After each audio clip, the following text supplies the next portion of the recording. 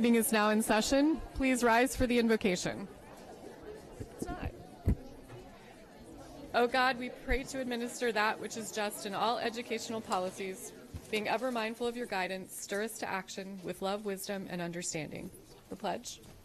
I pledge allegiance to the flag of the United States of America and to the republic for which it stands, one nation, under God, indivisible, with liberty and justice for all.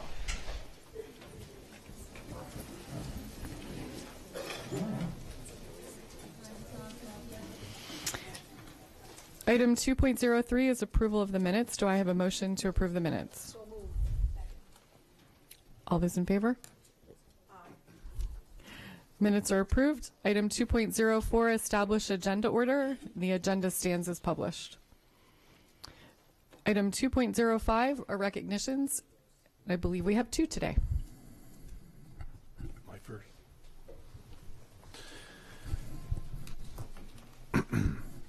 April is the month of the military child, and today we are pleased to recognize the partnerships that help us help the thousands of military-connected children throughout every level of our school system.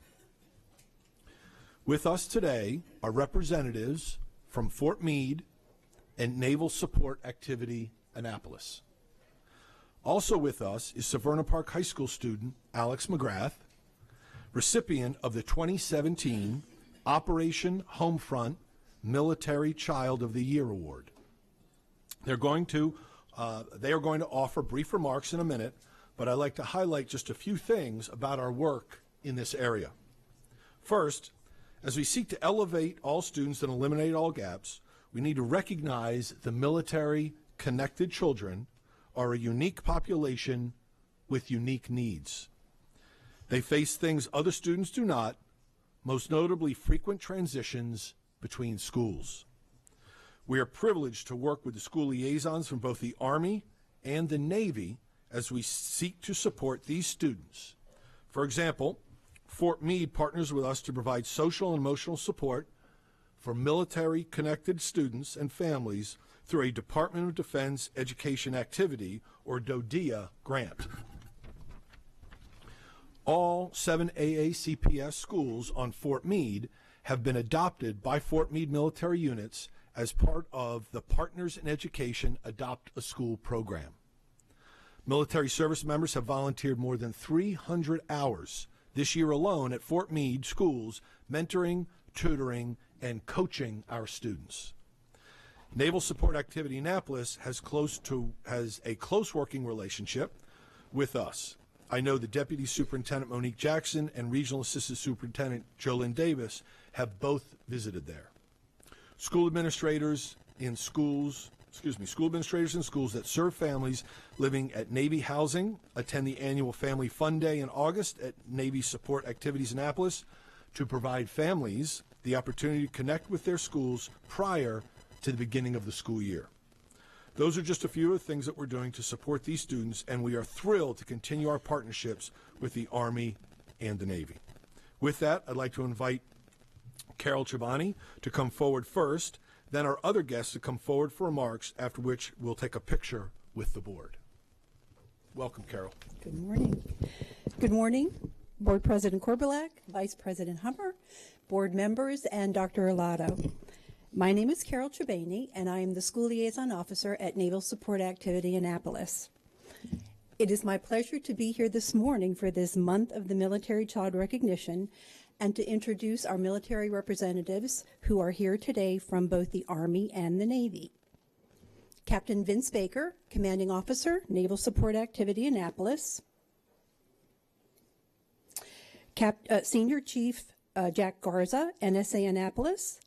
Captain Richard McGrath, United States Naval Academy, and Lieutenant Colonel Eddie Perusha Booter, Fort Meade Headquarters Battalion Commander, and Antoinette Parker, Army School Liaison, Fort Meade, as well as Severna Park High School student Alex McGrath. As you've already noted, Alex is the recipient of the 2017 Operation Homefront Military Child of the Year Award. One recipient from each branch of the service earned this award, so Alex is representing the entire Navy. Each award recipient receives $10,000 and is invited to attend special recognition events in Washington, D.C. In fact, I think Alex and his family, his mom is here, as well as his dad and his younger brother, Zach. They are heading out immediately after this to head to Washington for those very events. So let me ask Alex and our military representatives to come forward for brief remarks. Alex will speak first, followed by Captain Baker, then Lieutenant Colonel Barusha Booter, and then we will have the photo with all board members. Thank you.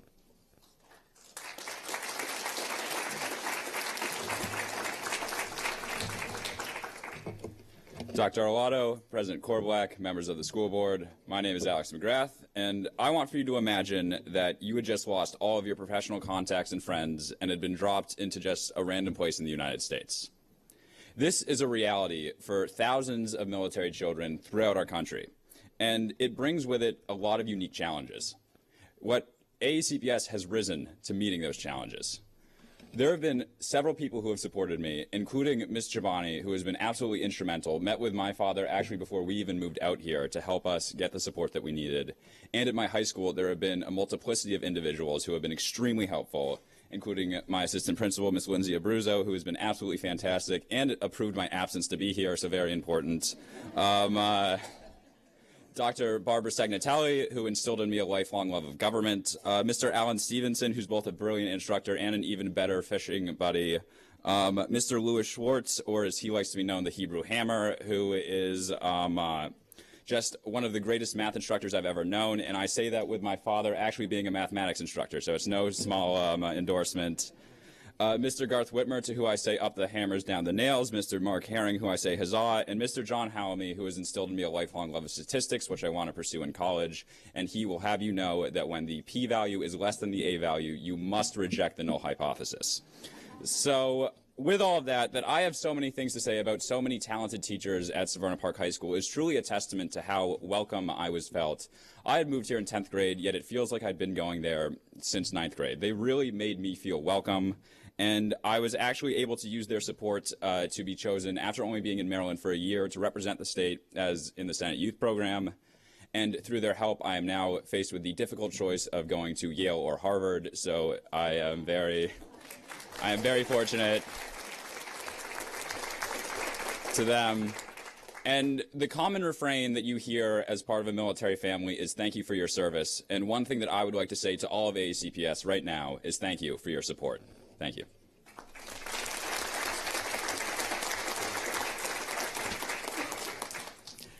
Good morning, Board President Korbelak, Vice President Hummer, Board of Education members, and Dr. Arlotto. I'm Vince Baker, Commanding Officer of Naval Support Activity Annapolis. And we join with you today in congratulating Alex McGrath in receiving the Operation Homefront Military Child of the Year Award. And we wish him great success in the future. Perhaps a Navy career is in your future? Perhaps. We'll talk later. Your dad's over there. We'll talk. Yeah. I want to thank you for recognizing April as the month of military child in Anne Arundel County Public Schools. And as you know, during this month, military families and installations around the world will recognize the contributions of children and youth who are the heart of our military families. And in their own ways, they serve and sacrifice in support of their family. Since most of these children attend our public schools, it's important that we, you and I, work together to support them when they transition. At Annapolis, we're strengthening our partnership with you through efforts like engaging our Child Development Center staff with your Office of Early Childhood and School Readiness to help ensure that our youngest students are ready for kindergarten when they get to you.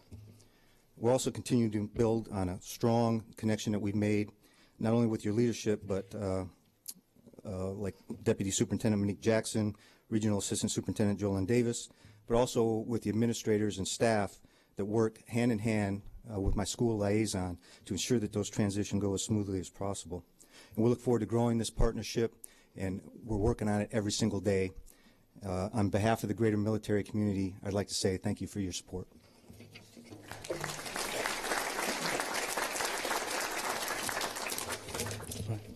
Madam President, Ms. Summer, board members, communities, thank you very much for the opportunity to speak on behalf of Colonel Thomas Rickard, the commander of Fort George G. Meade, Maryland.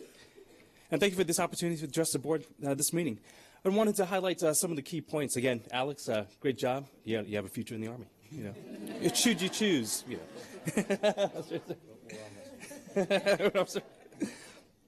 But just want to highlight some of the key points that Captain Parker says. You know, this year marks the 31st anniversary of the Department of Defense recognizing the month of the military child. As already stated by Mr. Arlotto, right?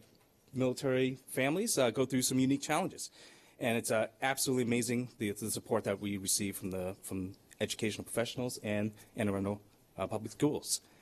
Again, my personal story, my family has moved 5 times since my children began their formal education in public schools, from Korea, Kansas, North Korea, and or North Carolina. Yeah, North Korea is a different story, right?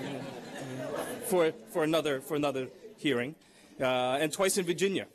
And really, this is the typical experience for military service members, and we are absolutely grateful for the consistency of the high standards, patience, and understandings from education professionals that ease their transitions. Again, Fort Meade is home to 7 schools, and we're grateful for your continued support and attention to this unique population of service members in the local community. Again, we have 5,000 students that are within these schools, supporting a population, 55,000 people that work on Fort Meade. And again, the key thing that we always try to emphasize, you know, Fort Meade probably has some of the highest concentrations of mathematics, computational science, cyber professionals in the world, right? It is our hope to maximize the synergy of this incredible workforce, right? Building it from the ground up. Literally less than half a mile from the center of the nation's defenses against cyber and intelligence operations are, you know, access to 7 incredible schools that we are honored to partner and mentor these fine young students. Again, hopefully to become great Americans, and for some of them, to be able to employ them in the service and defense of our nation. So thank you very much for this opportunity.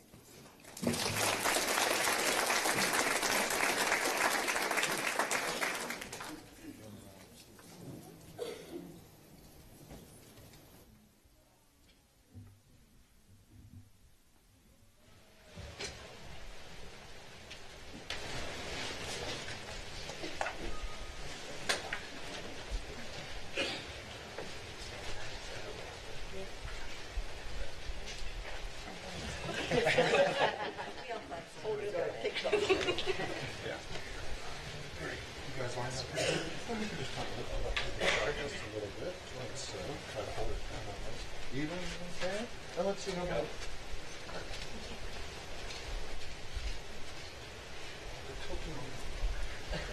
right, everybody, we're going to take 3 photos. Looking this way, big smile, please.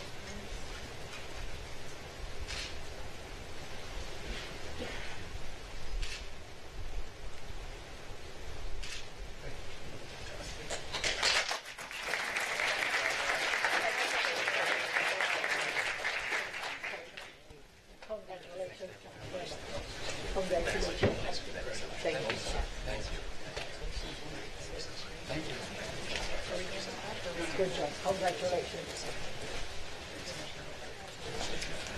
Congratulations, sir.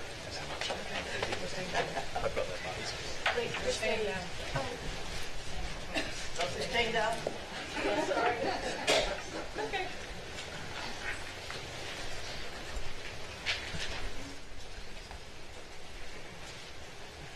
Good morning. I'm Teresa Tudor, Senior Manager for the Office of School and Family Partnerships, and I'm pleased to be joined this morning by Karen McDonough and Carolina Jacoby to introduce today's board recognition.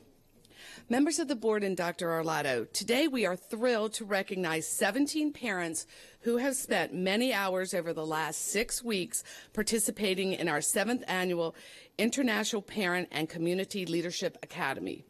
The goal of the Academy, which wraps up today, is simply to improve communications with international families and, as importantly, to diversify the pool of leaders in our schools and our communities so that we can better support the academic achievement of all students. Our participants in this academy represent 12 different nationalities, and they speak 6 different languages. Throughout the sessions, they have learned about each other and how the school system runs. I truly believe we have learned as much from them as they have from us. It has been such a pleasure to work with this talented group of individuals. Together, this group has worked hard to hone the necessary leadership skills and has made progress toward becoming culturally proficient leaders, and has discussed at length the many challenges facing immigrant students and families. The work, of course, will continue far beyond today when the final session ends, but I am pleased to tell you all of our participants will be pursuing at least one leadership opportunity in the near future.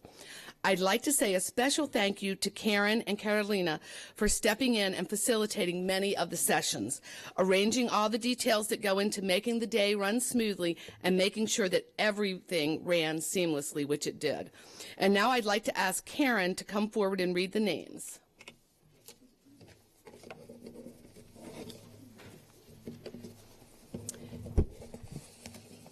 Abdul Rahman.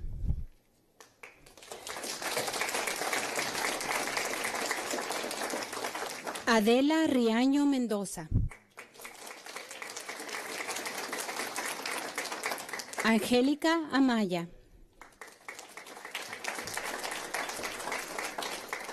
Frances Cruz Serrano. Hai Nguyen. Idalia Cruz. Joanne Lee. Migde Lucas. Olga Cruz. Roberto Garza. Sun E. Jong. Teshin Chauhan. Rubab Fatima. Yahaira Rodríguez. Zulma Cruz. That's it.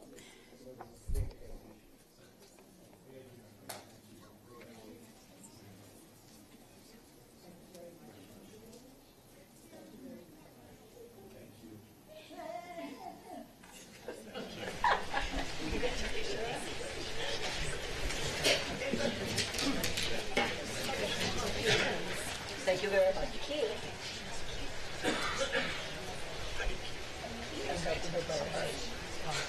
Do you want us to do it like that? I think okay. We're going to go up.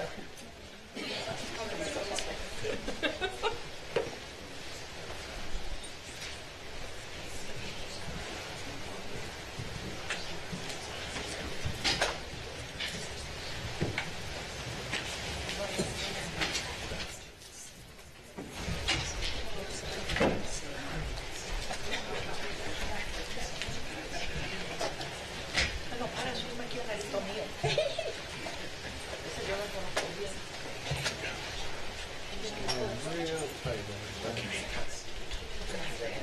Just stand sideways. Stand sideways. Stand sideways.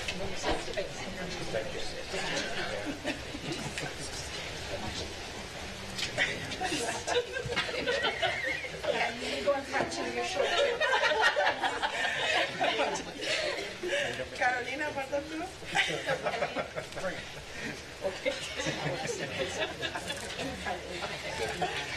Okay.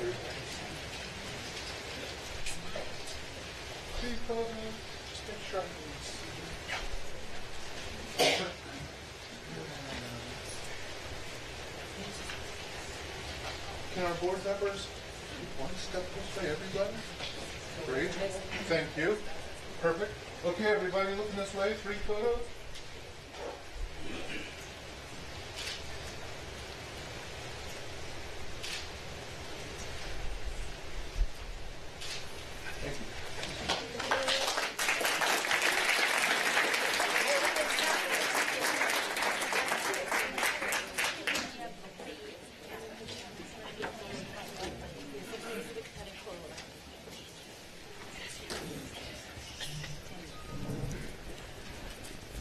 Item 2.06 is Educator of the Month, Mrs. Hummer.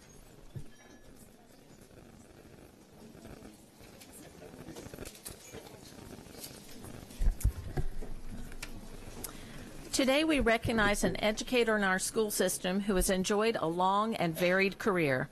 He's worked in hotels and restaurants as a corporate consultant and now as a culinary educator at the Center for Applied Technology North. As chairperson of the Production and Services Department, Bruce Davis has been teaching and developing the school's amazing culinary arts curriculum since 1994. This honors program is certified by the American Culinary Federation Education Foundation and has been honored multiple times, including a Maryland State Department of Education and Governor's citation for the most outstanding secondary technology program in the state of Maryland. Clearly, these honors can be attributed to Chef Davis's experience, knowledge, and skill set. Having grown up helping with his family's 2 grocery stores and a catering operation, Bruce's career path was already paved out during his teenage years. When he expressed an interest in culinary school, his father said, "If you want to be a chef, you have to go to the Culinary Institute of America." After graduating with honors from the CIA, Bruce accepted a position with Marriott Hotels and worked several years there before moving to Clyde's Restaurant in Columbia as executive chef and restaurant manager. But after 30 years in the industry, Bruce decided he wanted to give back, and he accepted a teaching position with Cat North. As a culinary educator, Chef Davis actively pursues industry-sponsored activities for students to participate in, such as U.S. Foods Show, Vulcan Executive Staff Luncheon, and the Culinary Institute-sponsored Cooking with CIA Ambassadors. He establishes connections with a variety of industry sponsors that result in unique culinary experiences for his students yearly. Bruce Davis is a very effective role model. He is innovative in exploring and acquiring state-of-the-art cooking technology for use by his students, who have learned from him and have ultimately made careers for themselves in the field. Many of his students come back to visit and express their thanks and gratitude for the many opportunities Cat North and Chef Davis have given them. "This is what motivates me as a teacher," Davis said, "to see, feel, and hear their passions and share their success stories with others." Bruce is a valuable member of the leadership team at Cat North. He is instrumental in providing yearly culinary support for program advisory meetings, open house, diversity luncheons, AARSPA luncheon, and a variety of school system-sponsored meetings and events. Chef Bruce Davis, you relish in your role in preparing high school students for a career in the food service industry passing on your passion for food, and guiding the next generation of culinary professionals.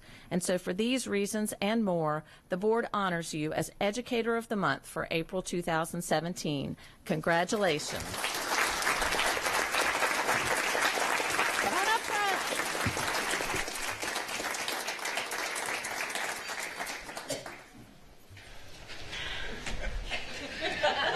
Here we are. So how did they get you here this morning? They told me I needed a new walk-in. So you were coming to argue Budget for it, to advocate for that. So who all's here? My wife is here, my daughter, my neighbor, my principal, my director. It's kind of, well, I can say from tasting the food that your students do, that you do a fabulous job. Thank you. Because it's always wonderful and delicious, and your passion comes through. Every time I come to Cat North, you can tell how much you love what you're doing. Thank you. Thank you for everything. Have a bell to get their attention. Okay. So you can get your They're ready. There you go. And there's your set. And stay afterwards with all your family, and we'll be taking All right. pictures in the lobby. All right. Thank you for Thank everything you very do. Appreciate it. Thank you.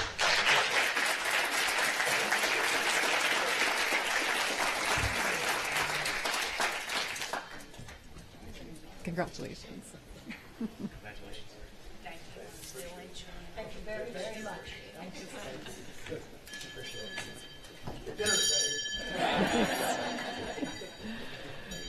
Item 2.07 is Employee of the Month, and we have a double this month. If you remember, in March, our Employee of the Month took a day off, so we're going to do March first. Mrs. Nally.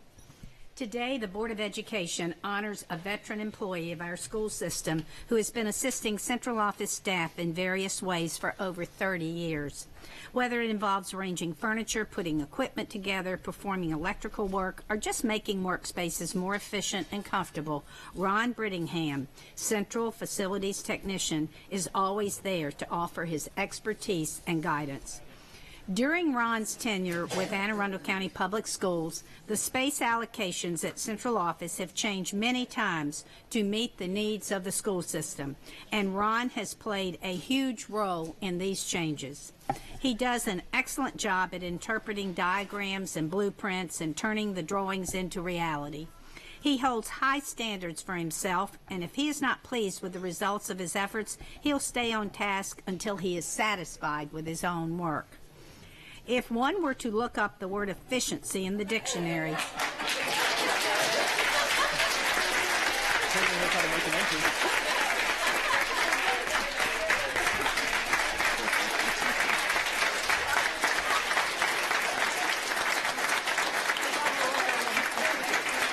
I start over again?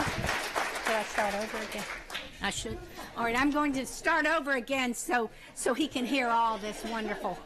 Today, the Board of Education honors a veteran employee of our school system who has been assisting central office staff in various ways for over 30 years. Whether it involves arranging furniture, putting equipment together, performing electrical work, or just making workspaces more efficient and comfortable, Ron Brittingham, Central Facilities Technician, is always there to offer his expertise and guidance. During Ron's tenure with AACPS, the space allocations at central office have changed many times to meet the needs of the school system, and Ron has played a huge role in these changes.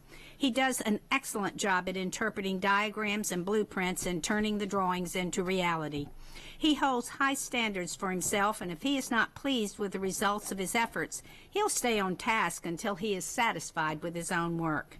If one were to look up the word efficiency in the dictionary, Ron's picture would be found. One can't get any more willing or enthusiastic to assist the employees at central office. He's known for his response to any request with 3 little words. What do you need? And once folks hear those words from Ron, they can consider the job done and done right. Ron is a true troubleshooter. Telephone lines down, he's right there working with the telephone repair person, assisting with wiring and programming. Having storage problems, Ron always has a plan for space and storage issues. All you have to do is put in a request and he'll show up asking, "What do you need?" And the job gets done. Ron enjoys his work and he enjoys helping people. He has an amazing can-do attitude and he keeps the Parham building running like a well-oiled machine. Ron Brittingham is always on a mission, practicing the skills that he has perfected over the years. He always employs safe work habits while making emergency repairs and adjustments such as cleaning clogged plumbing fixtures and replacing electric bulbs and fuses. He distinguishes himself as a perfectionist, and he is a real star at extraordinary customer service. Ron Brittingham, your work ethic is stellar, and your track record is amazing. You have worked for 7 superintendents, 3 interim superintendents, numerous assistant superintendents, and hundreds of staff people, all of whom have benefited from your efficiency and dedication to Anne Arundel County Public Schools. And besides congratulating you on your selection of Employee of the Month, the board wants to bring warm congratulations on your 30 years of service at Parham Building as of March the 11th.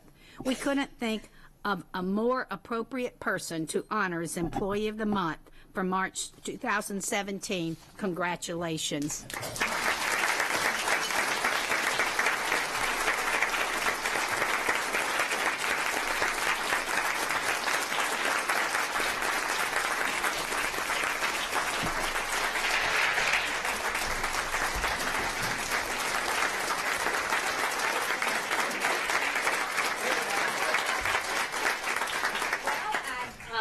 Present you with this certificate of appreciation and this bell. Now, how did they get you here? We got you here late. Well, Pam just had me in the basement looking for storage, so That is so funny. she threw me off track. So. She threw you off track, and how they And I get you? just mentioned, I said, anyway, we'll get down to the doctor while it gets hot. Oh, okay. So they told you he was hot. And I looked at Sharon and I said, I told you. And sure enough.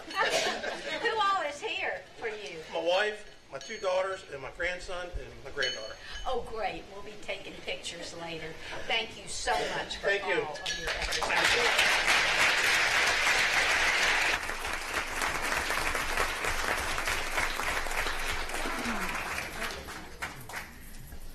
An Employee of the Month for April is Mrs. Birch.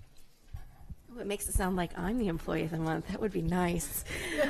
But I'm not. We have much more worthy person. In just a few short weeks, school systems around the country will be celebrating Administrative Professionals Day, which highlights the important role of administrative professionals in all sectors of our modern society. And today, the Board of Education honors an employee in our school system who certainly deserves recognition and appreciation for the amazing job she does at keeping her school office functioning efficiently at Pasadena Elementary. Kathy Hirsch is consistently outstanding in every aspect of her position. She is hardworking, loyal, and performs all tasks with patience, poise, and professionalism. Ms. Hirsch is a huge asset to Pasadena Elementary.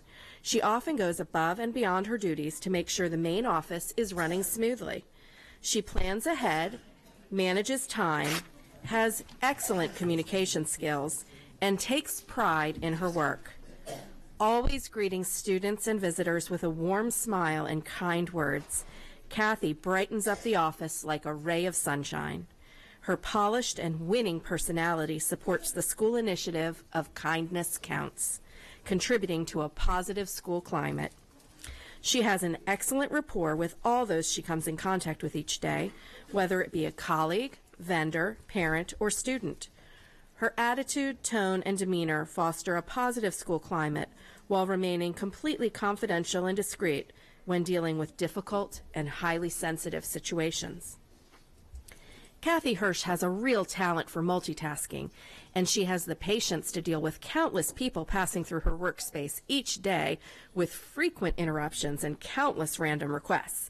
But she has a way of making every person feel as though their request has top priority. Kathy is to be commended on her ability to manage the school's financial operations. She has an exceptional auditing record because of her meticulous and methodical attention to detail, which she employs in all aspects of her position. Additionally, Ms. Hirsch coordinates and manages two school-wide fundraisers annually, a large undertaking which ultimately benefits the students of Pasadena Elementary. As the school secretary, Kathy's strong commitment to staff, students, and families is evident each day.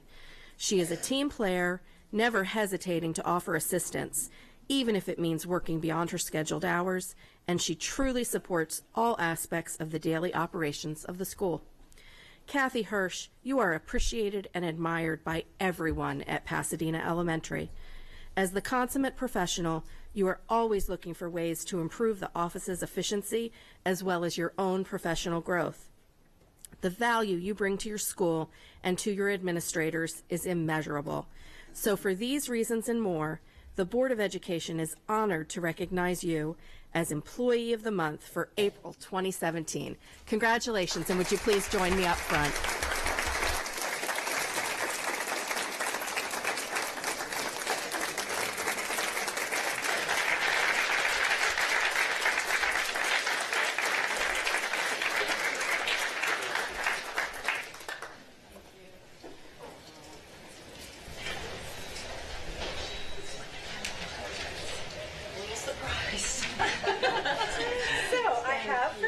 Certificate and a bell that you can put on your desk.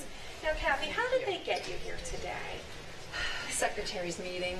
Oh, okay. Well, I think that's right after this, so you can head on over there. And who joined you? I think everybody I know. My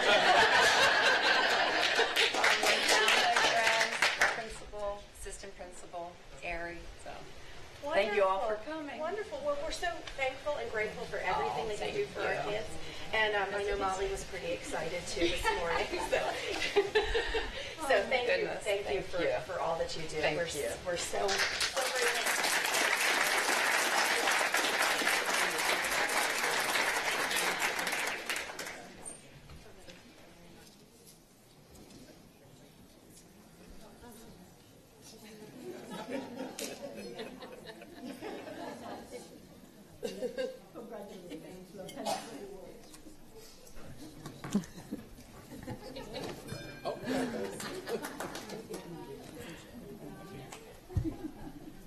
Item 2.08 is school and community highlights. Ms. Williams? Oh, it's that time of the year again. Last Wednesday, CRAST held their student board member interviews, and we have our final three. So I have the honor to introduce them: Audrey Holdsrichter, Lucia Cole, and Cesar Ruiz de Castilla, who are all here today in attendance. And tonight, they will be participating in a debate that will be held here. I'm so excited. Congratulations, you guys. I look forward to seeing what you all will do. It's going to be an amazing rest of your year.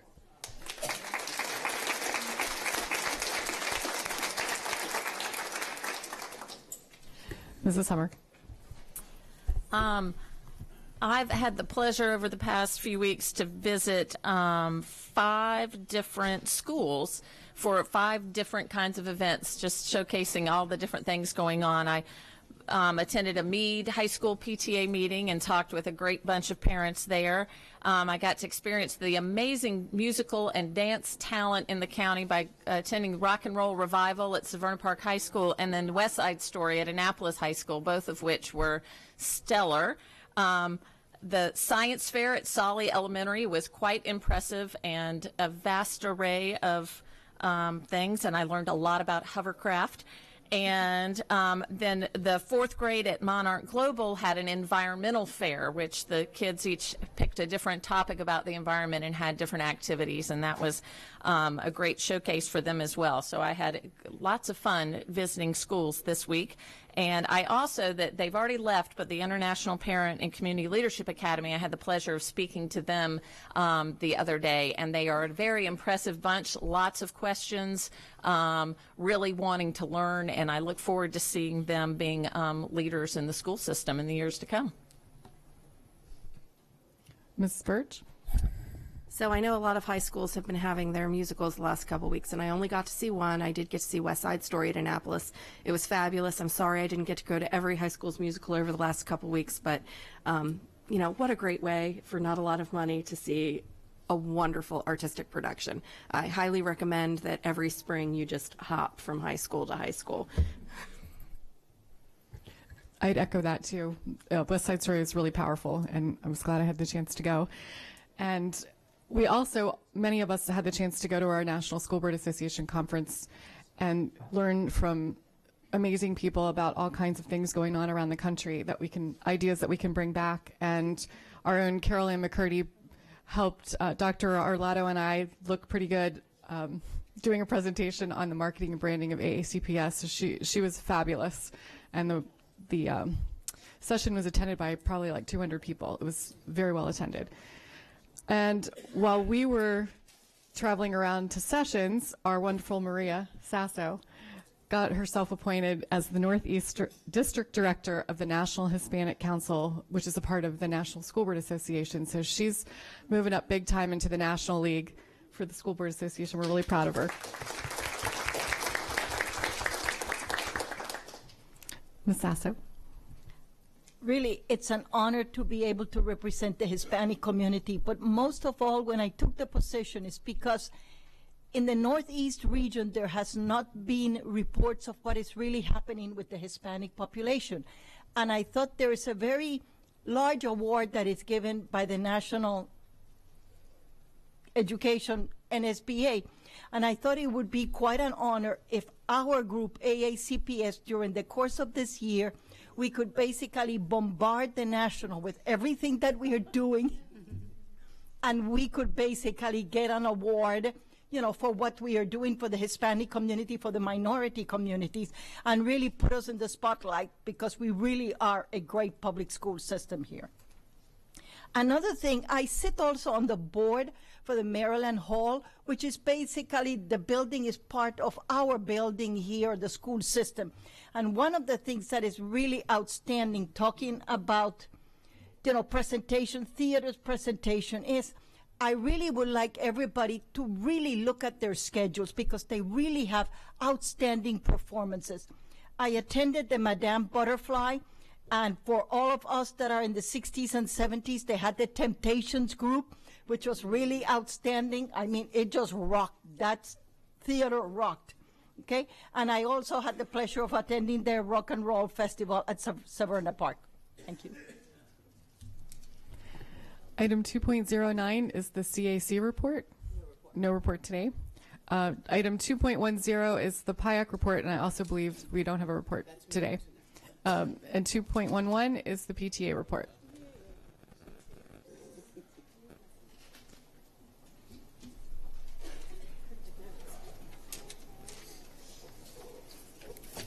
Good morning, President Korbelak, members of the board, and Dr. Arlato. I'm Allison Pickard, the president of the County Council of PTAs. We've had a busy month, busy couple months actually, since I've last reported. Back on February, we hosted a legislative breakfast at the State House with our elected officials. Over 35 PTA members gathered with our Anne Arundel County delegation. We presented our legislative priorities and heard about what was happening at the time in session. But the most interesting outcome of the morning was the robust conversation that ensued between PTA advocates and our elected officials. It was extremely encouraging to hear parents asking pointed questions and putting our elected officials on the spot a little bit. I'm encouraged to build upon this effort to create a strong voice in the county in advocacy for our public schools. Also in February, our Reflections Chair, Elizabeth Ramirez, hosted all the participants of this year's PTA Reflections Art competition. We had over 35 entries from schools across the county, and the student theme this year is "What is your story?", which is a fantastic theme for students to interpret that through art. We sent 12 of those works to the state level, and one has come back a winner, and that's just being announced, so hold on till next month. But the exhibition will be held here at the Board of Education during the month of May. So as you walk through May, you'll see the student artwork in the hallway there. And we have a really exciting work happening with our Founders Day Committee, led by our first Vice President, Steph Holler. They're working really hard to make the event this year a huge success, so fingers crossed. We're changing things up a little bit with Founders Day.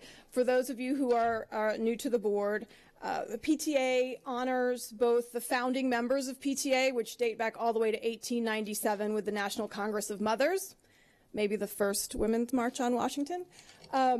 And we celebrate the work of our PTA members that they do throughout the year that enhance and enrich the lives of students and our school system.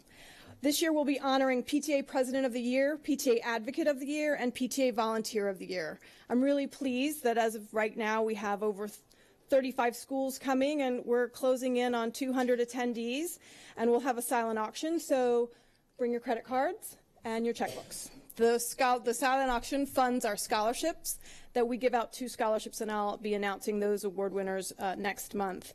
But I'm really excited about the work our committees are doing. We are working to build the bench on the council as well, and I'll be talking more about that as we go into the summer months to recruit leadership from our local PTAs to serve on the council. But we've worked really hard, and the committees are doing excellent work, and I'm extremely proud of them. So thank you, and have a good day. Thank you. We'll take a break now for pictures. We'll be back like in 10 minutes.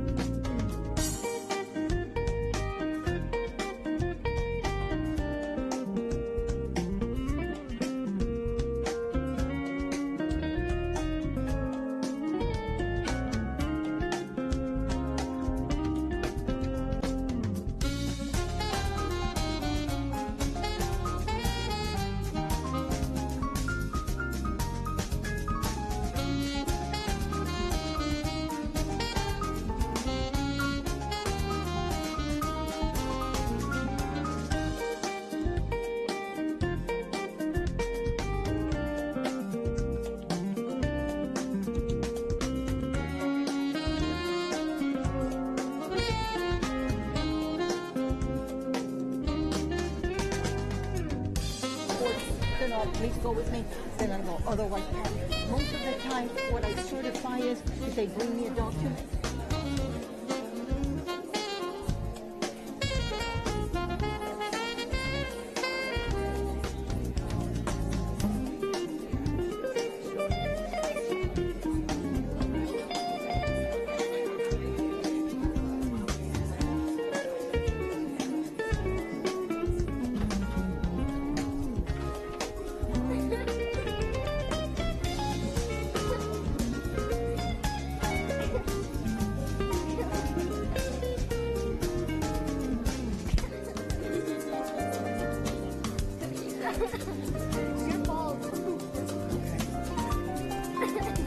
All right, we'll move on to the public comment portion of the meeting. Anyone wishing to speak on an item that is not on today's agenda.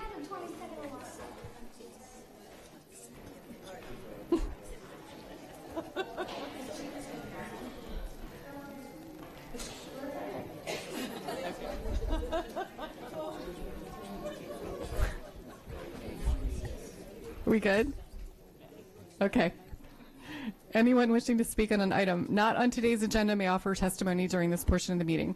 Speakers will be allotted 3 minutes each, and the board asks that comments remain civil and appropriate for the various audiences that may be watching or viewing the meeting. Student-specific and personnel matters are confidential and cannot be discussed in this forum. This time is intended for speakers to voice their opinion and not necessarily as a question and answer period. Speakers may pose questions, but answers will be counted toward the 3-minute allotment. For the record, please give your name before speaking, and handouts should be given to the board assistant. I have 3 cards: Eva Reynolds, Corinne Frank, and Dawn Zebrin.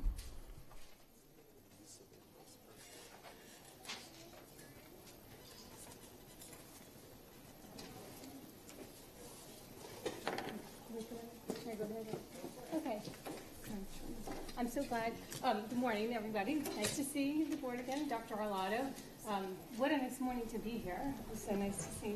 I'm tearing up a little bit back there with the volunteers and the awards, so I'm glad I was here this morning. My name is Eva Reynolds. I'm from the Chesapeake Cluster. I was here 2 weeks ago for the same reason, to talk about water. This morning I've come again. I want to say thank you to Dr. Arlotto and the board for listening and respecting our voices. I've spoken to dozens of students over the past several weeks from the schools on Mountain Road, and one particular conversation sticks in my mind. I asked a high schooler, wow, what do you think about this whole water thing? And she was like, geez, I know, right? He even wrote a letter home. And I said, I know, so what do you think? And she said, it's really gross, but it's always been gross, and they're not going to do anything about it. So this morning, I want to thank Dr. Arlotto and the board, showing her and the 3,000 other students all the way down Mountain Road at the Chesapeake Complex that you do care and you are doing something about it. I realize this is only a temporary solution, but it speaks volumes of your commitment to the students and supporting them in so many ways, not just academically. The middle school is finally slated for classroom enclosure in 2018. We're excited about what the possibilities that will bring. And we're even more excited that the 2 issues, the walls and the water, that have troubled our middle school for so long will finally be addressed.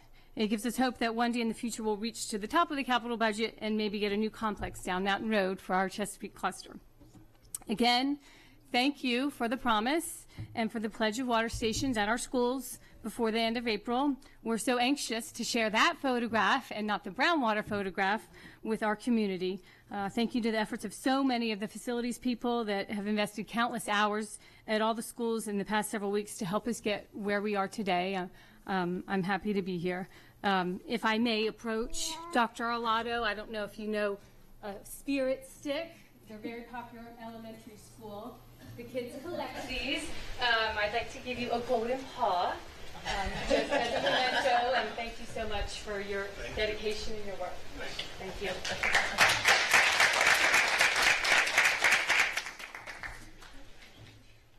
My name is Corinne Frank, and I'm a parent of a Bodkin Elementary student. I spoke at the last meeting to bring attention to the water issue to this school. After the March 24th letter home to the children, I made sure to Sharpie this date into my calendar, and I'm really pleased to say that I was able to scratch that letter. I felt as though I should attend this meeting just to thank you all for your time and your dedication to our students. We really appreciate that you not only resolve this issue, but you're resolving the long-term issues as well. It's it's very gratifying to know that you listened and you took action. And in today's day and age, that's kind of a rare thing. And we wanted to show our appreciation by coming here today. Do you have anything to say? Okay. Can you say hi? Hi. Thank you. Hi, good morning, Dr. Arlotto and members of the board. My name is Dawn Zebron. My daughter attends Chesapeake Bay Middle School. The members of the Pasadena community and myself, thank you for working quickly to determine fixing a 20-year water issue at the complex.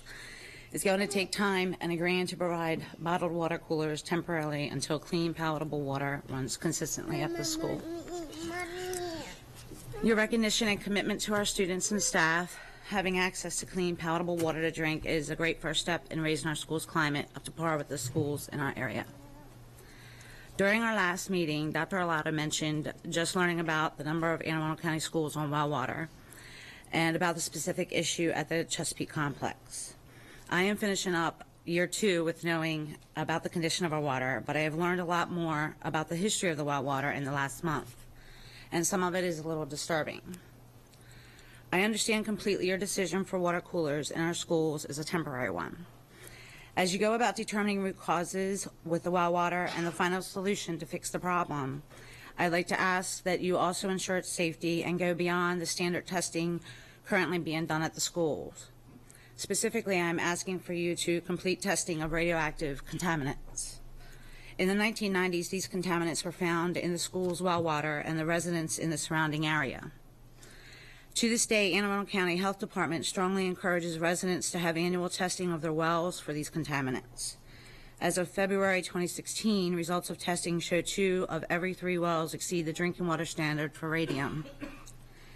However, our school's well is not currently tested for radium. According to a letter received in 2016 from the Anne Arundel County Public Schools Facilities Manager, testing has not been done on the complex well since the late 1990s.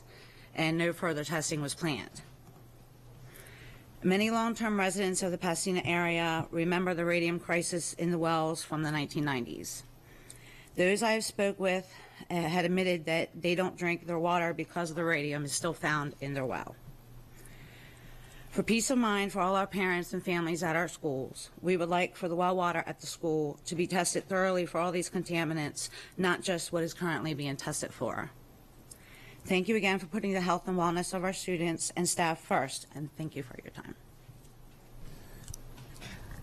I'd just like to say thank you to all 3 of you for actually physically coming here today to advocate, but also to say thank you. That is a rarity these days as well. So I appreciate the time that you guys have taken. One more card that came in, Lisa Van Buskirk. Oh, that's for the transportation item 6.0, whatever. Oh, okay.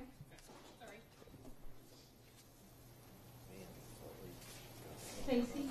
Yes. Before we go on, can we make the public know what is the cost of what is happening to change that water so that they know this is part of the budget that was not considered before, so that they basically know that everything carries a cost, so we have to get it out of someplace.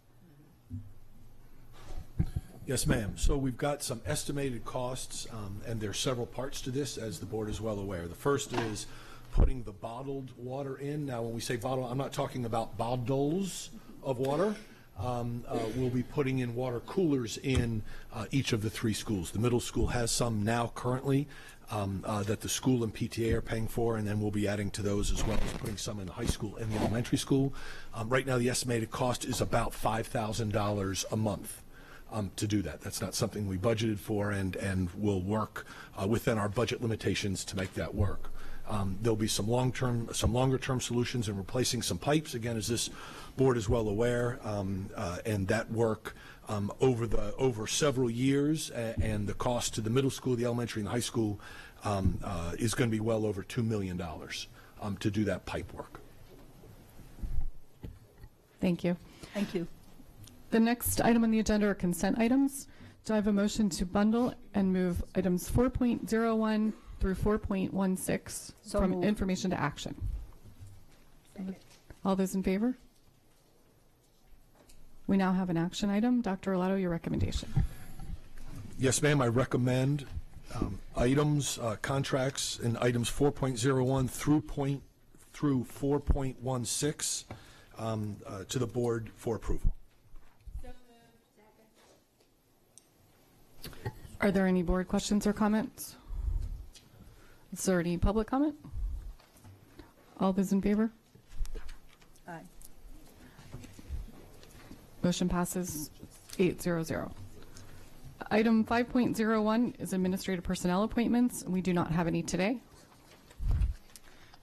Item 5.02 is personnel actions. Dr. Arlato, your recommendation. Yes, ma'am, I recommend that the board approve the actions as stipulated on the attached sheets. So moved. Second. All those in favor? Motion passes 800.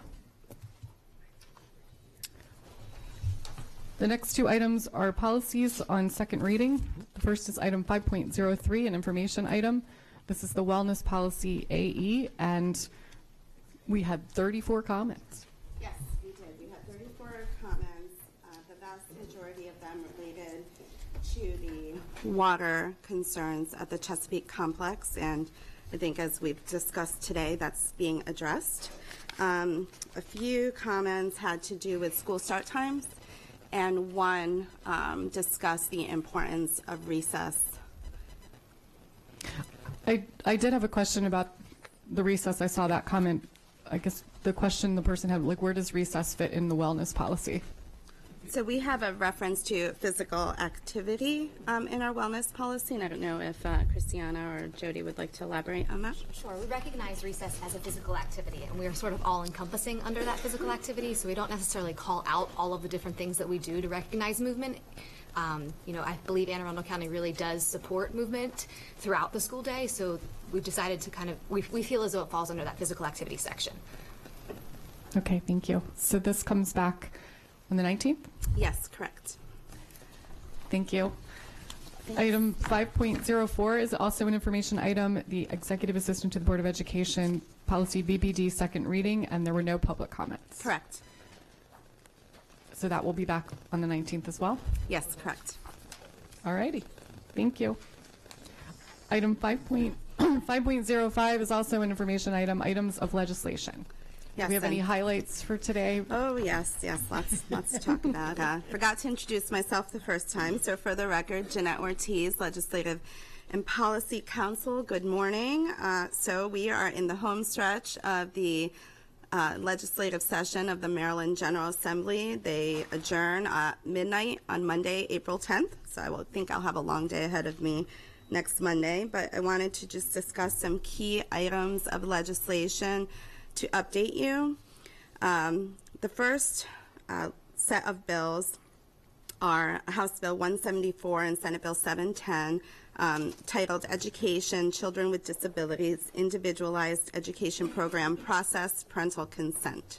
So these bills are moving and expected to pass as of less than an hour ago. The House bill conformed to the Senate bill amendments, and so they're definitely going to pass. So essentially, this legislation requires an IEP team to obtain written parental consent from a parent if the team proposes to do three things: enroll the child in an alternative education program that does not issue or provide credits toward a high school diploma, identify the child for the alternative assessment aligned with the state's alternative curriculum, or include restraint or seclusion in the IEP to address the child's behavior. So once this law goes into effect, we will need written consent for those three items on all IEPs. The next set of bills, House Bill 461, Senate Bill 452, I call it the ESSA bill, or the accountability bill, and is being called in Annapolis. It's Education Accountability Program Assessments. It was Less Testing, More Learning Act of 2017, but they even amended the title to be More Learning, Less Testing Act of 2017. So both the bills were voted out of their respective chambers with amendments that were differing. However, the House and the Senate are working on a compromise. They don't want to go to conference. They're working on a compromise to conform the bill. So these bills essentially address the State Board of Education and their, I'm sorry, this bill deals with testing. I confused this one with this testing bill with the ESSA bill, so I apologize. This is the testing bill. This deals with testing and how much schools can devote to testing for their students. And so the initial bill would have capped testing or assessments at 2%. And it looks like right now the compromise is that school systems would be limited in testing students at 2.2% with an exception of 2.3% in 8th grade. They do provide for the county boards to meet with the teachers union every couple of years to try to come to an agreement on a different percentage allotted for testing, so that could be above or below the 2.2%. But if for some, if there is a failure to mutually agree, then the default would be 2.2%. There's also provisions dealing with social studies assessment. The House version of the bill would have required MSDE to establish a social studies assessment, which they actually are moving towards doing anyway. They are required to do it by 2018. The Senate bill pulled that out because they thought it was a little contradictory to have a less testing bill and then add a test. But this is something the state has been working on anyway, so it looks like that will stay in there, and we'll just extend the time frame which MSDE will have to develop this middle school social studies test. So those are the key aspects of that bill. Like I said, the House and the Senate are looking to compromise on the differences, and it looks like that bill will be passing. The next, Mrs. Burge has a question, please. Yes. My question is about what testing that encompasses. Is that testing that would be required by national, state, or district, but leaves the teacher up to, or does it include teacher-produced assessment? I know that that has been a question at certain points. Yes, that's a great question. So on the Senate bill, it would have included all of the assessments, including teachers, but the House version exempted teacher-produced assessments. And as of yesterday, late afternoon, the House was going back to the Senate to provide for that exemption of teacher-produced assessments being exempted from the 2.2%. So if a teacher wanted to do a 15-minute quiz, that wouldn't necessarily count as part of the 2.2% of time. Correct. In the House bill, and like I said, they haven't agreed to a final product, but it looks like that's where we will be in that. Because that could make position. a huge difference in absolutely. timekeeping. Yes. I mean, okay. So that's where they're moving for, to exempt those teacher-produced And is it assessments. still, do they still include only the SAT, or they exclude the SAT from that calculation if you give it during the school day, but not the ACT, like we've switched to the ACT? Correct. So there was a lot of discussion, particularly on the Senate Education Subcommittee, on including ACT and PSAT. So with the ACT, they just chose not to include that. With the PSAT, the explanation was that in the numbers that MSDE compiled from each school system and their percentages back in, I think, 2014, PSAT was included in that already, so they feel like that was already covered. However, they did agree to exclude the SAT from the 2.2%. So the time it takes to give the ACT is going to be a part of our 2.2%. Correct. Okay. Okay, so now to the ESSA bill, the true ESSA bill. These are House Bills 978 and Senate Bill 871, Education Accountability, Consolidated State Plan and Support and Improvement Plans, or the Protect Our Schools Act. So they've basically been working on the House bill here, and it has gone to the governor, who has vowed to veto it. So essentially, this bill deals with the MSDE ESSA plan and provides lots of limitations on what the state can and cannot do when intervening in failing schools. And the bill has been heavily amended. There have been lots of subcommittee meetings on this bill, but essentially it's looking at different quality indicators, school quality indicators and academic indicators on determining, successes of schools. And so, as you may know, this MSDE has been working for about a year and a half on the state ESSA plan, which they plan to submit to the federal government, Federal Department of Education, in September. However, this kind of changes things. So they will definitely have to go back and do a lot of some rewriting. One of the key issues in this legislation was how much weight would be given to academic performance by students when determining, the success or failures of a school. The original bill, as introduced, was 51% weight, which folks were very concerned that it was a very low weight given to academic performance. Opponents, have stated numerous times that Maryland would be the leader in undervaluing student academic performance.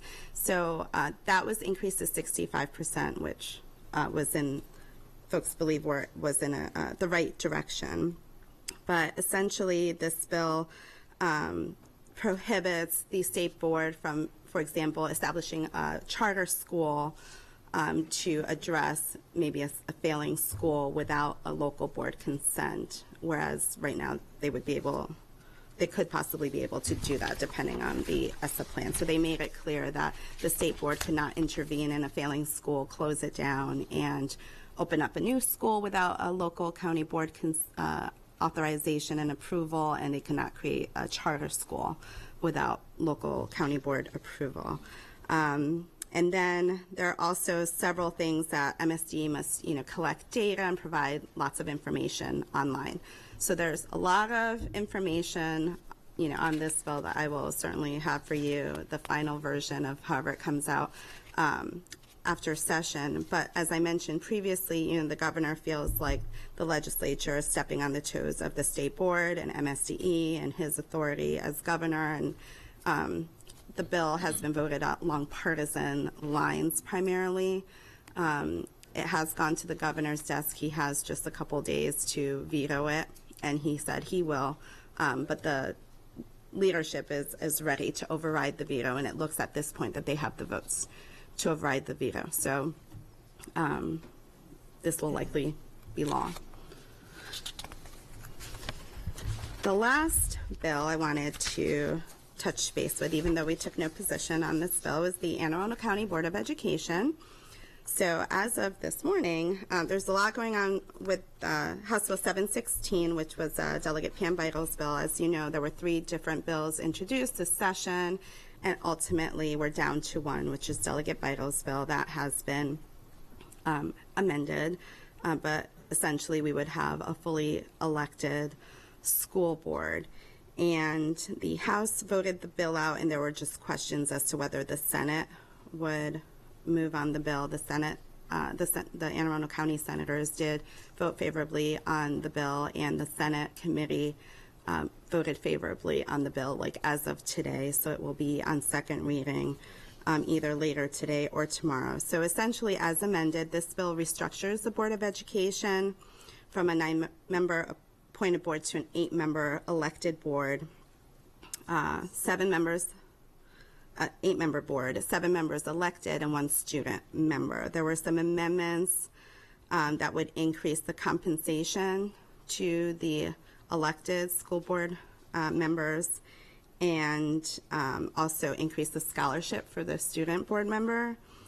There's also it was amended to basically give the county council beginning November 1st, 2020, the authority to appoint vacancies.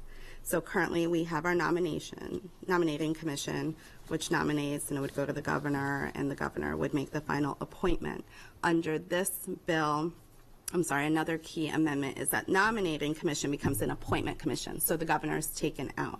So between the effective date of the bill and November 1st, 2020, the appointment commission would fill any vacancies. After that, it would be the county council.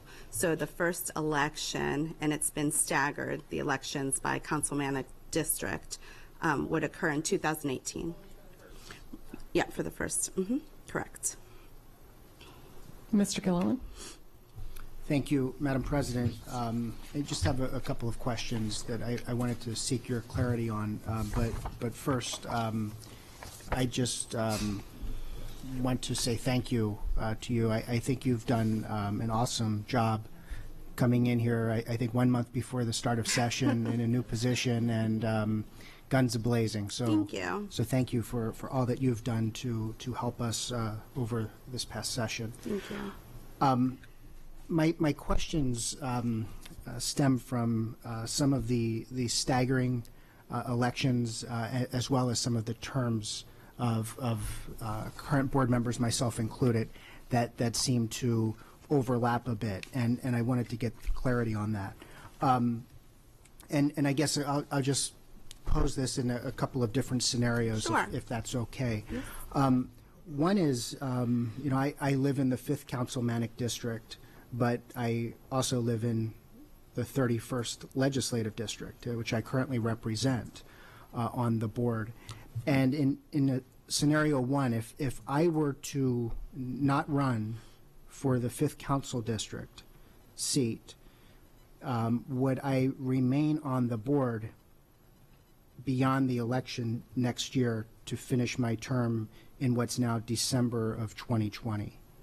Yes, so as the bill is written, if you choose not to run in the Councilmanic District 5 because you're in Legislative District 31, you would remain in your seat until December 6, 2020.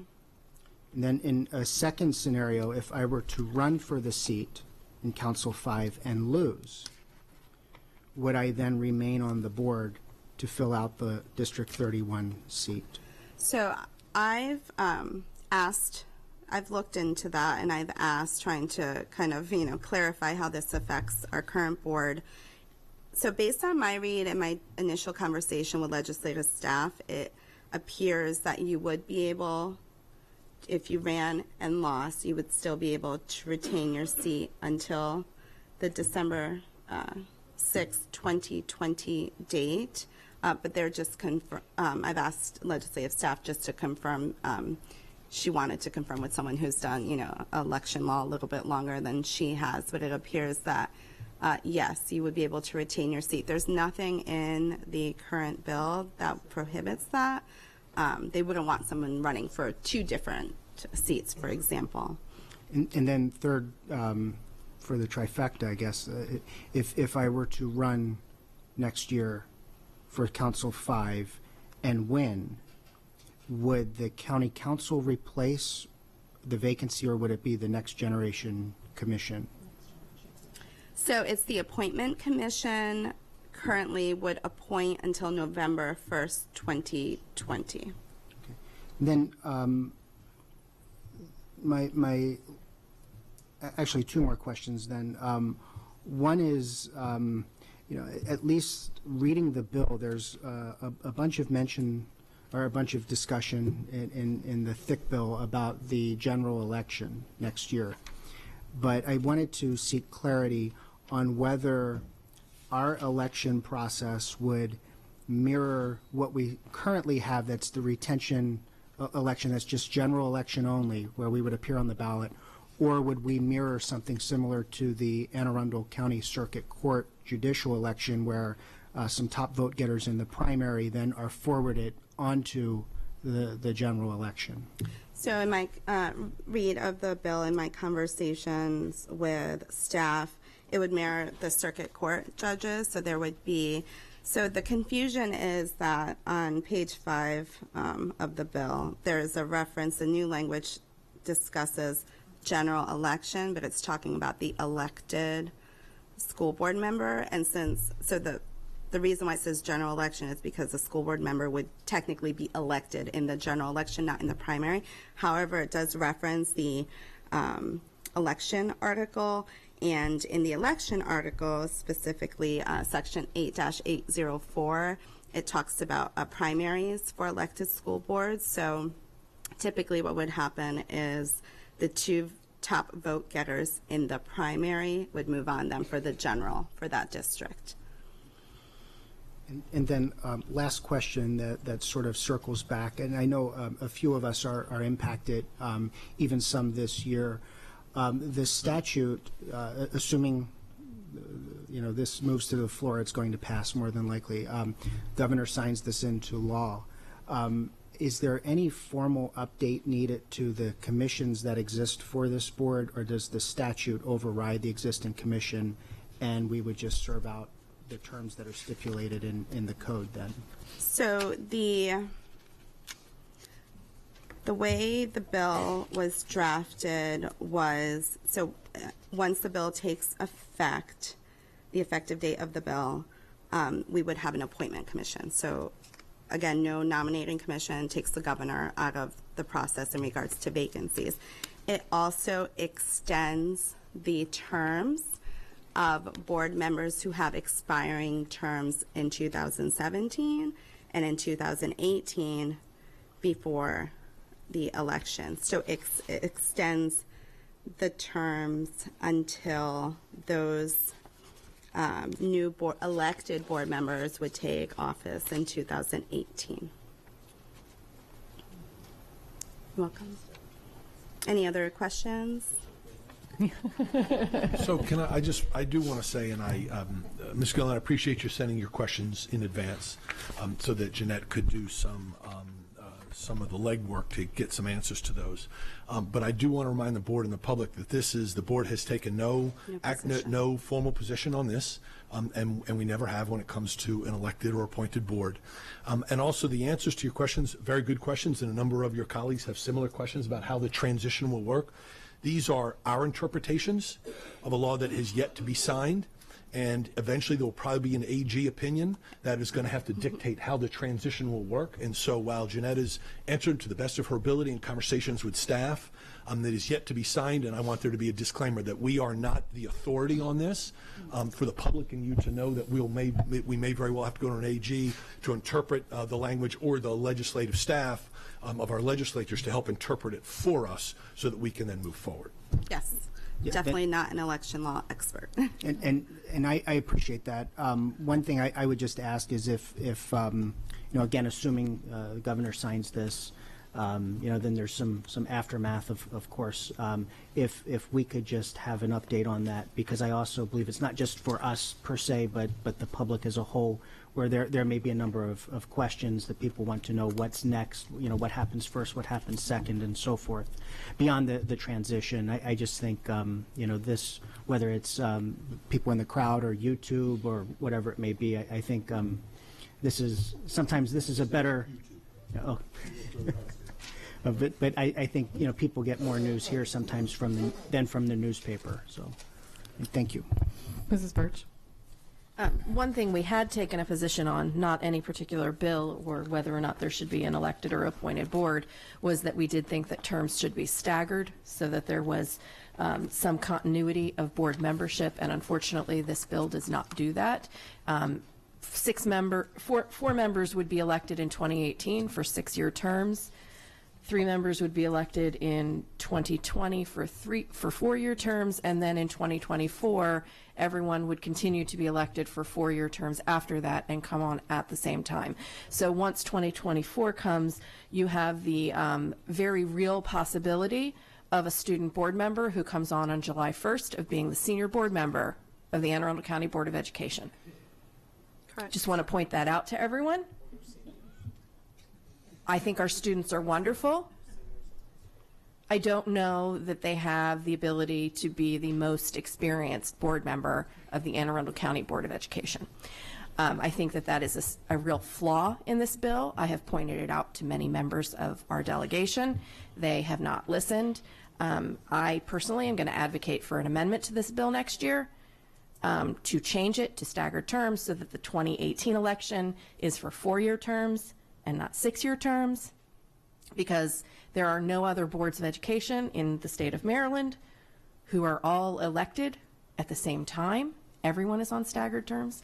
I know of no other board, commission, anything like that in the state of Maryland that has boards that are on identical terms. Councils are a different thing. You cannot compare us to the county council. We are not the county council. We are a board. We are the governing authority of the school system. We are not co-equal to the superintendent. We are the governing structure of this organization. And I think it is irresponsible to be put in a situation where every single member of the board could be brand new in 1 year. So I just wanted to say that. I'm very disappointed that the legislature did not listen to that concern, which was a concern of this entire Board of Education. Thank you. I just have, well, while you're vetting other questions for that bill, and I'm not asking you to have the answer today, but what is going to happen to the seat that was vacated by Dr. Frank? Are we to go down to a eight-member board right away because we can, or is that 2020? And how do we fill the vacancy for Dr. Frank? I guess the new appointing commission, perhaps. Well, it could be filled now, but since the goal is to get us down to 8, and we already have 8, I was just wondering what the plan was for the vacant seat. Right, so the bill doesn't speak on that specific scenario right now. There are a couple, or at least a couple different ways that it could go. We have the nominating commission now, so if the nominating commission nominated someone before the effective date of the bill, then we would proceed with nomination being forwarded to the governor appointing. If the nominating commission doesn't move with any recommendations and the bill goes into effect, then we would have an appointment commission. So then the appointment commission would appoint someone to the vacancy. I suppose the appointment commission could choose not to fill the vacancy because, as you mentioned, we're going down to an 8-member board. That seems to be an option, but again, I think these are questions that the Attorney General's office we might have to get, or the delegation would have to get an Attorney General's opinion or letter on this matter. But those are definitely questions that have come up. So it appears that there are different options or different scenarios that could occur. I guess to me, I don't think it, to me, there's a position and there should be someone in it, because it is not, just because there's not someone in it right now doesn't mean that there isn't a lack of representation. We are a 9-member board until the bill says we're not a 9-member board. And so I can't see why we wouldn't get it filled, because the legislation outlines when that seat disappears.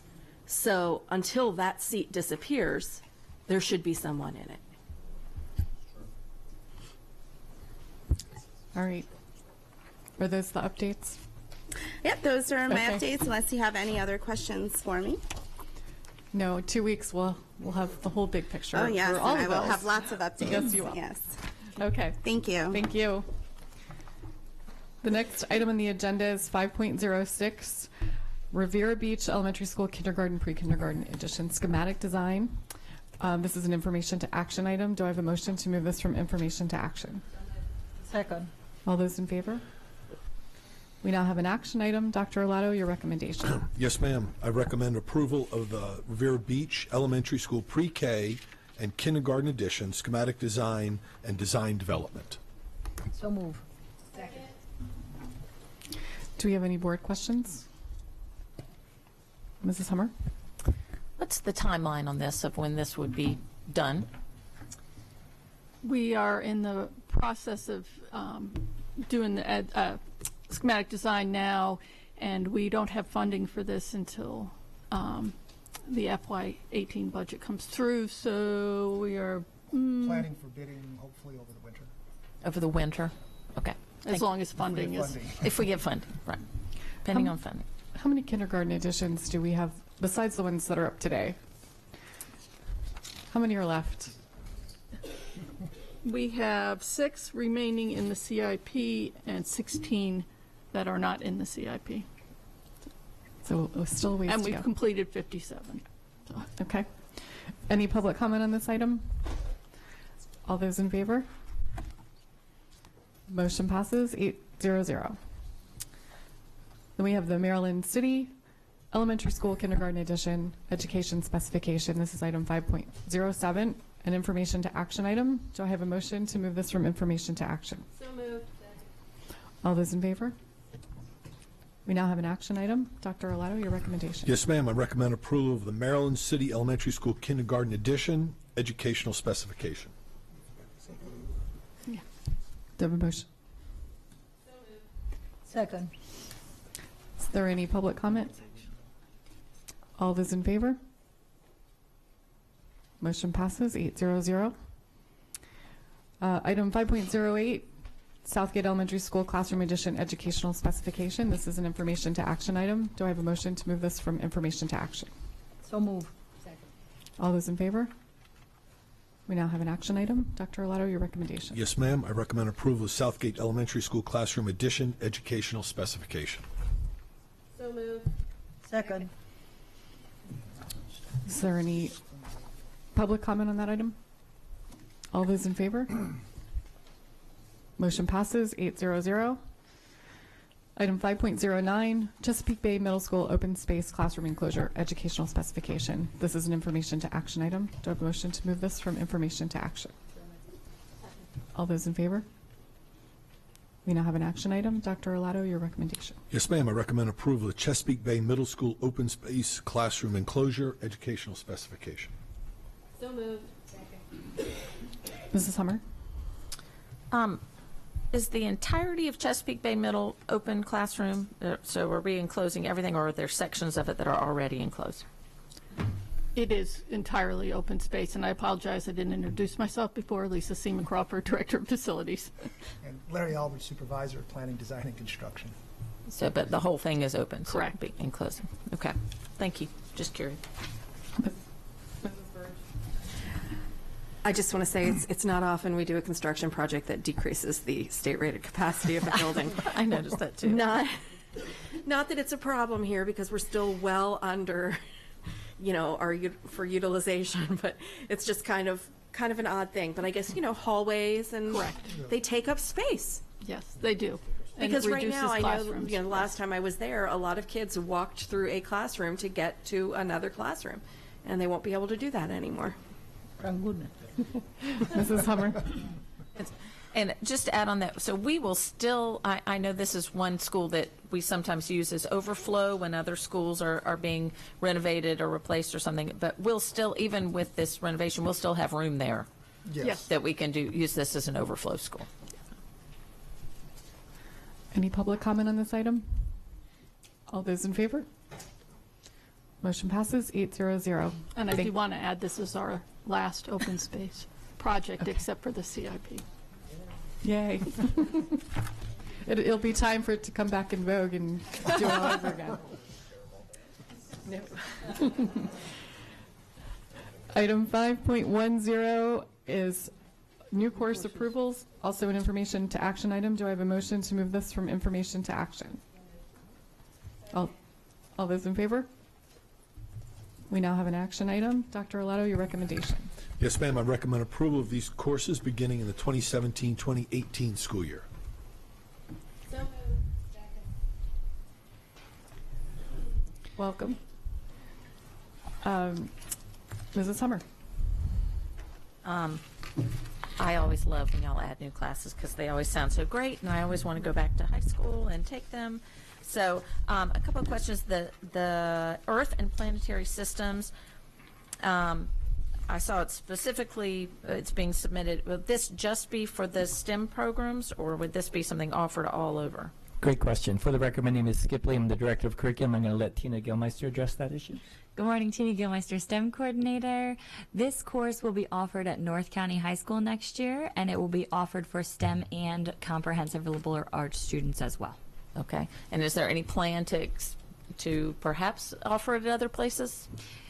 Depending on the data and from the implementation, then the plan would be to possibly expand the following school year. Okay. And same question about the game design. I know we're starting that off, and is the plan to expand that one as well. I'll allow Deb Albert to address that question. Hi, I'm Deb Albert, Coordinator for Career and Technology Education. And pretty much the same answer. We're going to start it at Arundel High School. And the difference in the rollout, though, would be that when students are proposing their game design, it's going to be very specifically linked to the signature of that school. So there would be some different projects if it were to be rolled out to other schools. But there's the possibility There to is expand certainly that. the possibility, right? Once it starts at Arundel, and we'll see how it goes and how well it's received and how well students do, and if they're meeting the standards, then it could roll out to other schools. Great, thank you. That was the class I wanted to come take, so it's up the street. Can I audit?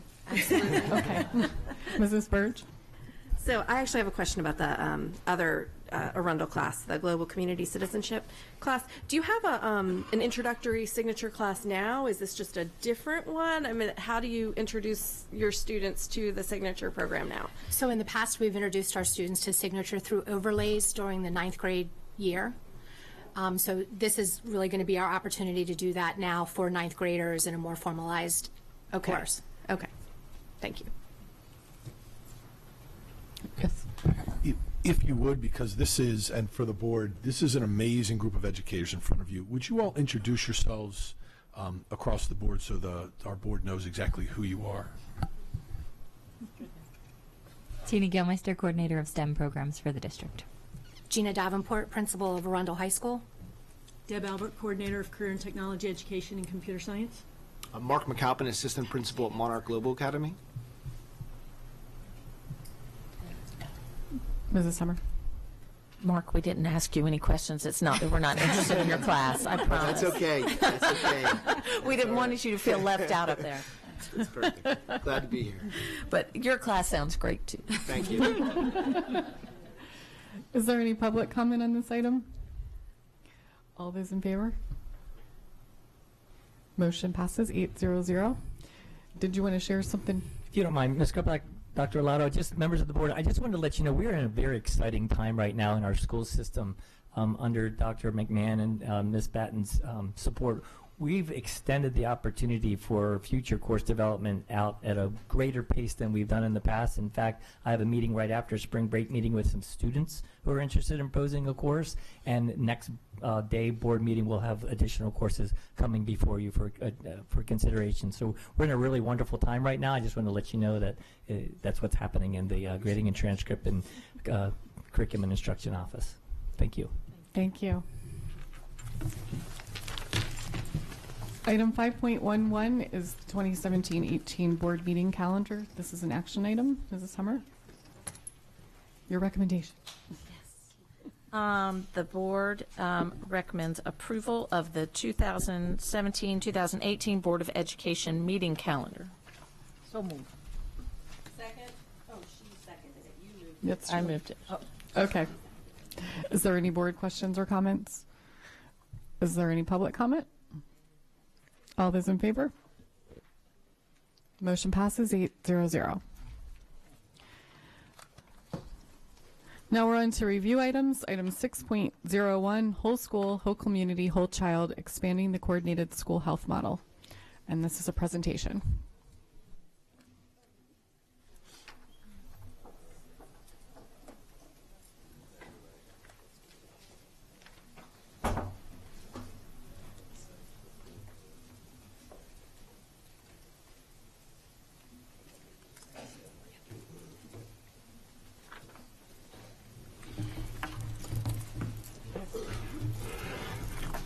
A little low.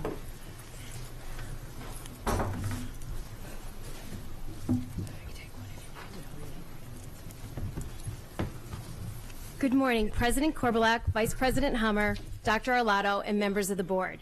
For the record, my name is Jody Rissy, and I'm one of the co-chairs of the Wellness Council. I am honored to work with such a great group of colleagues that truly understand the positive outcomes and impact that health and wellness have on all of our students' success. Deputy Superintendent Monique Jackson successfully leads our team to new heights while we create communities of wellness in all schools and all offices. It is my pleasure to formally welcome you to Healthy Anne Arundel Month. a month that recognizes the Anne Arundel Coalition and all the agencies that make health happen right here in Anne Arundel County. Not only is this annual update a requirement from the United States Department of Agriculture, it also provides the Wellness Council a way to celebrate our successes and our partnerships throughout the school system. Joining me today are colleagues and students from our schools in the Wellness Council who will be sharing information about 5 of the 10 components represented in the Centers for Disease Control school health model.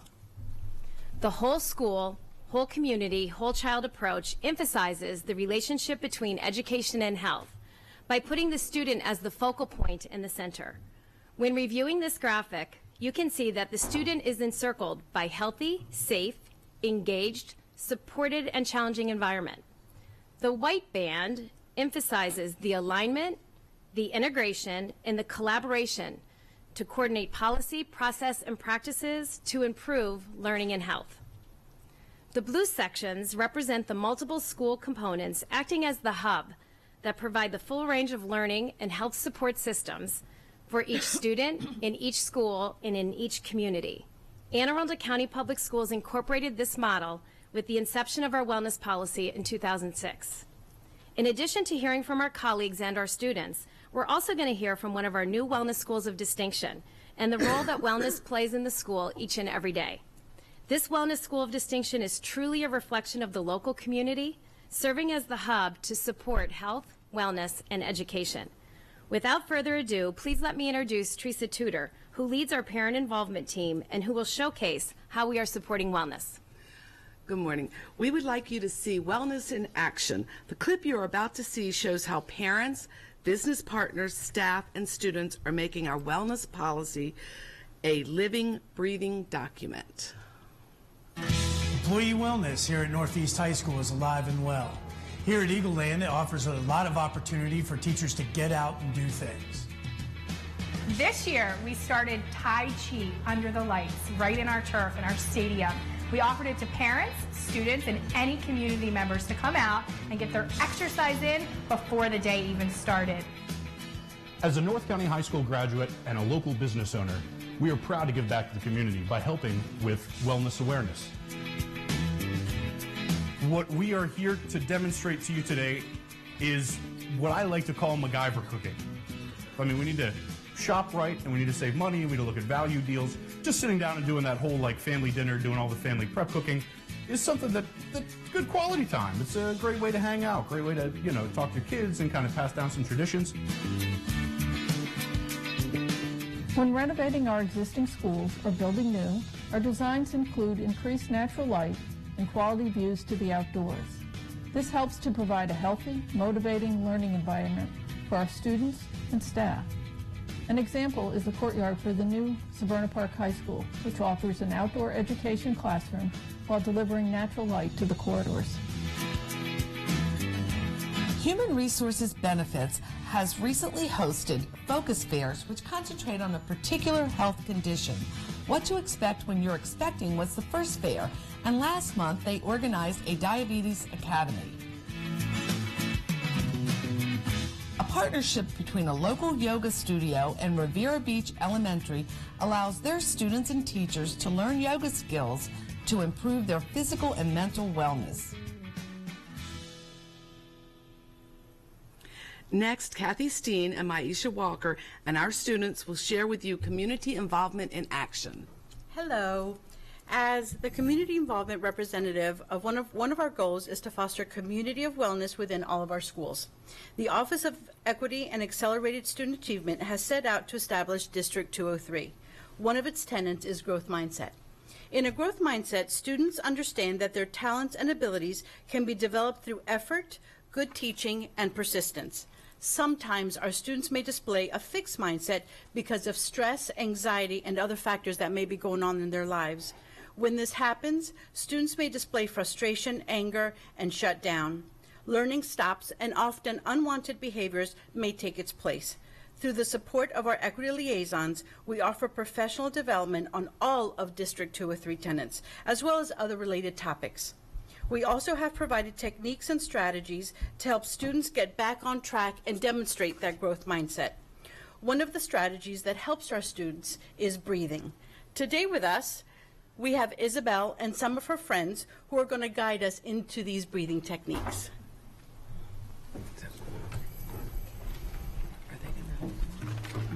Hi, my name is Isabel, and I'm going to teach you some breathing strategies to relieve stress. Please stand up. Are we standing up? The first one is called STAR. Stand like a star, smile, take deep breaths and relax. Make sure you push your stomach out as you breathe in, then slowly exhale, bringing your belly back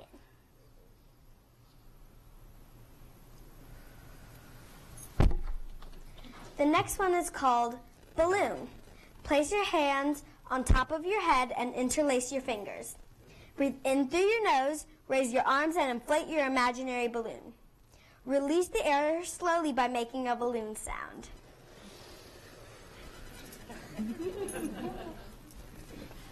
Next is the drain. Extend your arms and pretend they are faucets. Open the faucets and let your stress drain out of you like water. Exhale and make the sound.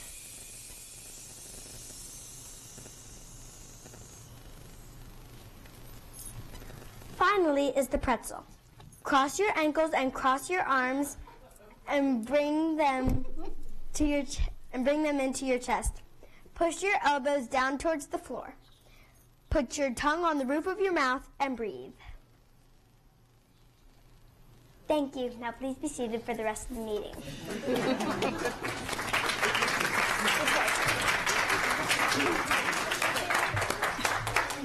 Just wait. Good afternoon. My name is Maisha Walker. I'm from the Office of Equity. Hopefully today Isabel and her friends have taught you some techniques that you can use when you experience a fixed mindset. Now I'd like to take a moment to acknowledge the 5 schools who were recognized as this year's Wellness Schools of Distinction.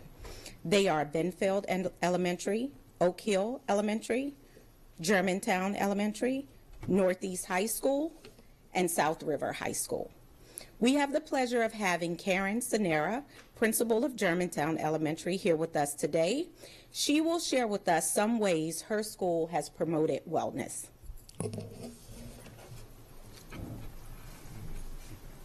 Thank you.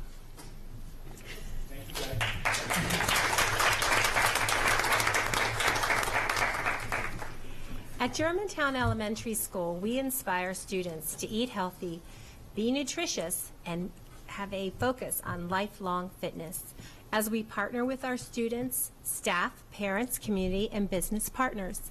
Many of our assemblies focus on wellness, with Kaiser Permanente, eating healthy, as Yojo teaches how to eat right, our Dental Health Smiles program, our Career Day speakers with parents and business partners from the community. We focus our morning news with healthy eating tips each morning and a yoga move to get us started right. Our children especially enjoyed the Bicycle Safety in the Community program, where they learned how to use equipment that could keep them safe and hand signals for safety in the community. Our physical environment and physical activities involved many fun things. Our Spark initiatives through our PTA helps purchase outdoor recess equipment, where we have movement stations for children at recess.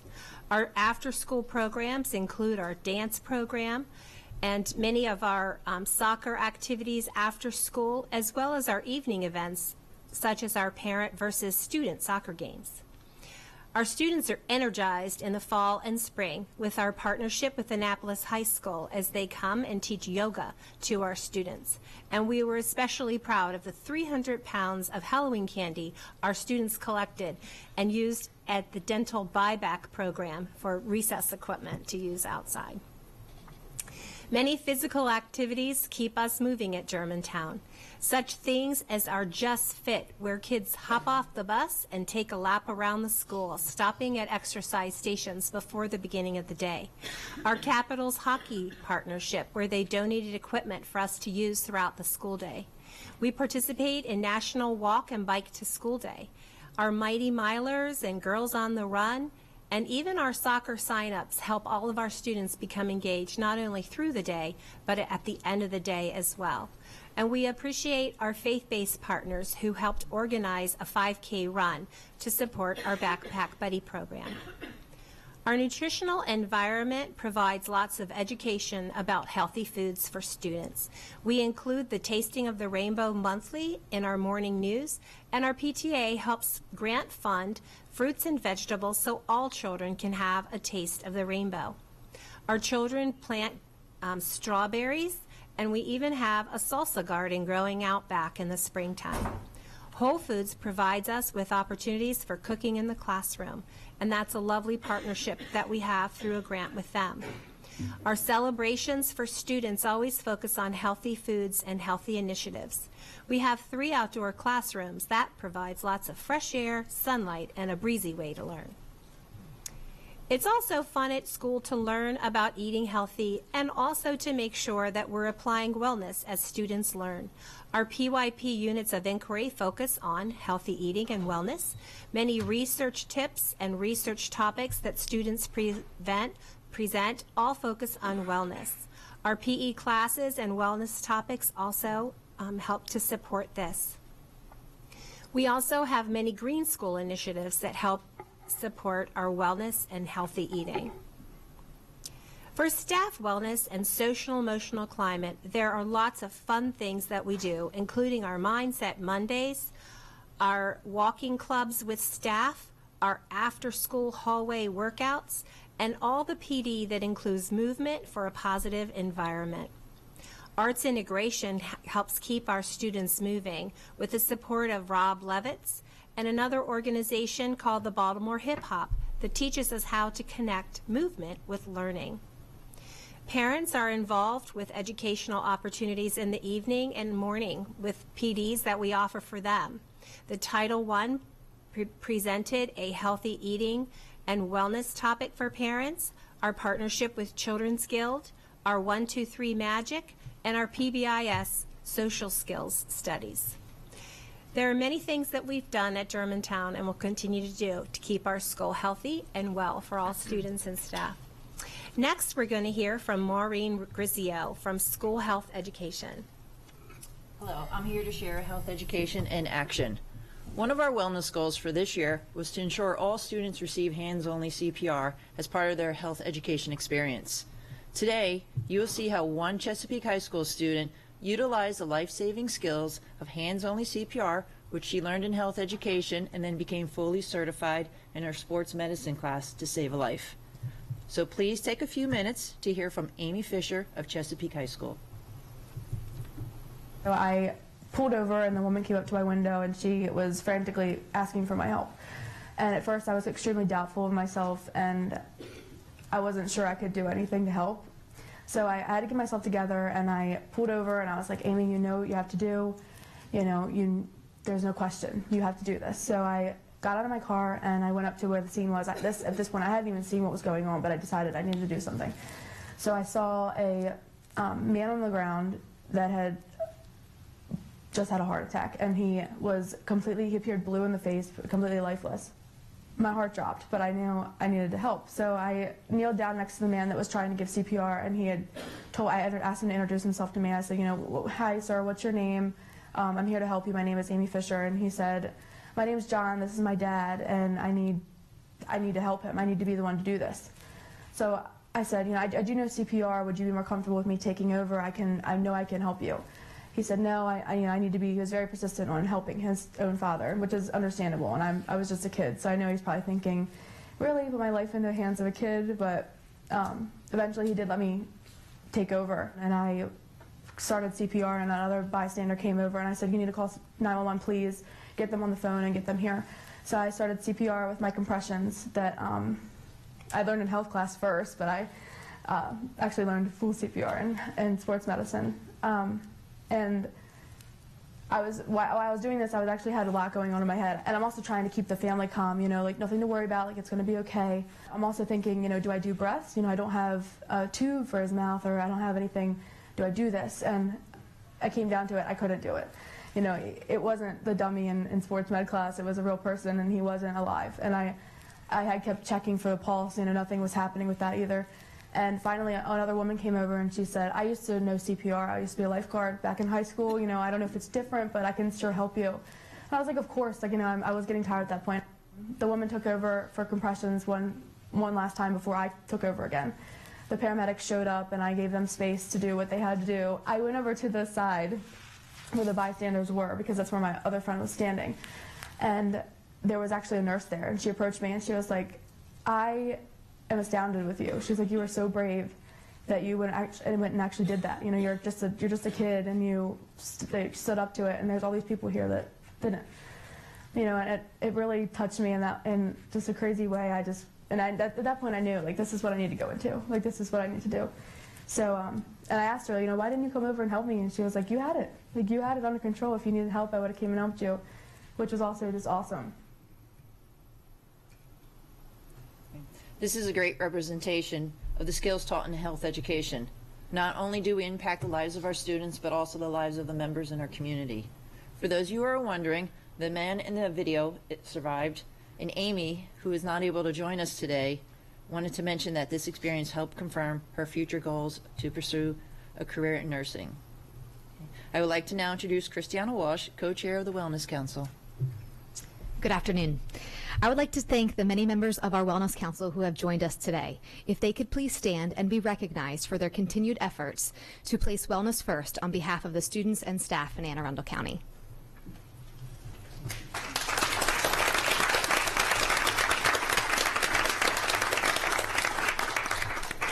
On behalf of the Wellness Council, we thank you for this opportunity to share how wellness is the key ingredient to the success of the whole child. What we do cannot happen without the support and leadership from each of you, and for that, we thank you. Together, we truly can cultivate communities of wellness. Thank you all for a great presentation. Item 6.02 is a review item, Transportation Routing System Update.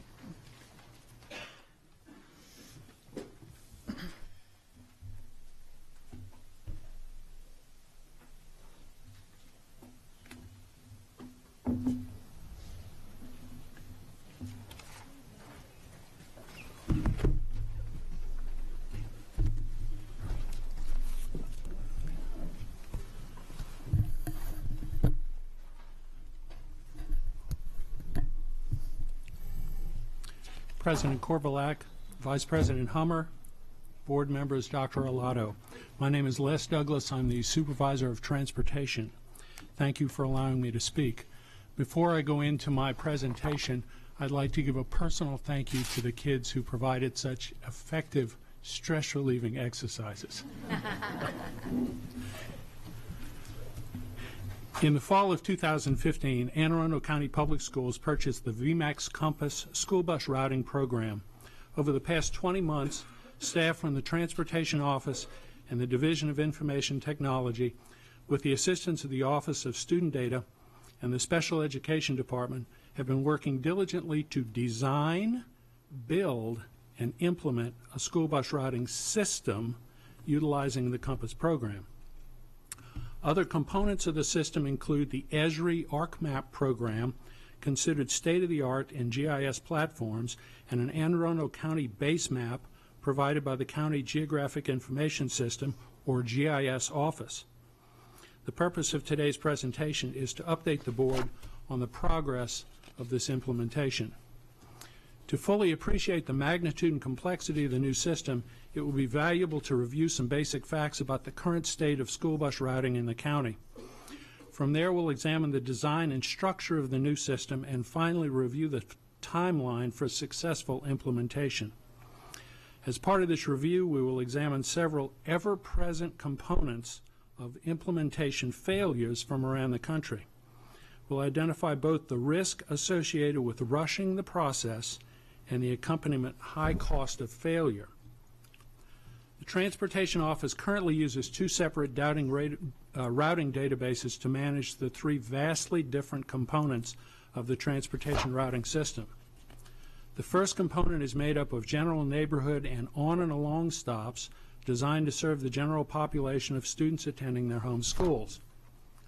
The second component is made up of collector stops designed to serve students attending magnet or county-wide programs. These stops are managed by the STARTS database program, and STARTS stands for Student Transportation and Route System. And it keeps track of neighborhood and on-route stops served by the contracted buses. These database records are organized by stops and trips, not by students. Most of this routing information is not protected by the Family Educational Rights and Privacy Act, or FERPA, and may be shared with the general public. The third component is made up of special stops designed to serve the individual needs of approximately 3,000 of our students. This group is made up of some special education students, students attending non-public schools, displaced and foster care students as defined by the McKinney-Vento Homeless Assistance Act, and students whose transportation is governed by Section 504 of the Rehabilitation Act of 1973. This routing component is subject to constant change. These stops are managed by the STOPS database program, designed to keep track of all of the individualized or customized stops on contracted and AACPS-owned buses. These database records are organized by student. All of this information is protected by FERPA and may not be shared with the general public. The transportation specialists at Millersville, using their experience and knowledge of the county, have combined these three routing components into an integrated routing system that has produced a safe and effective routing process. The transportation cost per student has been recognized as the single most reliable key performance indicator used to measure the efficiency of a school system's bus routing program. AACPS has consistently had the lowest transportation cost per student of the large suburban, urban Maryland counties, as documented in the Maryland State Department of Education Fact Book. When compared to data from the Council of Great City Schools, a national consortium of school systems, AACPS also ranks among the most efficient systems. In preparation for the 2015-2016 school year, the transportation staff processed 3,088 route changes during the summer months. During the 2015-2016 school year, they also processed 2,555 substantive bus route changes, averaging approximately 14 a day throughout the year. The number of changes during the first 2 weeks of school averaged approximately 50 a day. These numbers represent the typical volume from year to year. For various reasons during the school year, the specialized individual bus stops for 880 students were no longer needed and were removed from the service. During the same period, there were 89 mass changes of bus numbers to accommodate ridership changes. All of these changes then needed to be communicated to contractors, drivers, schools, students, and parents in a timely manner. Routing is a job of continuous change, adjustment, and communication involving the entire transportation office. One component of the current routing method that contributes to the comparatively low cost per student in Anne Arundel County is the dovetailing of special needs and regular work on the same buses and trips. Most school systems segregate this work to a greater degree on two different fleets. An added benefit to our routing method is that it better meets the requirements for least restrictive environment for special education students. This method does, on the other hand, add an extra degree of complexity to the structure of the bus routes and the communication of the route information to the general school community.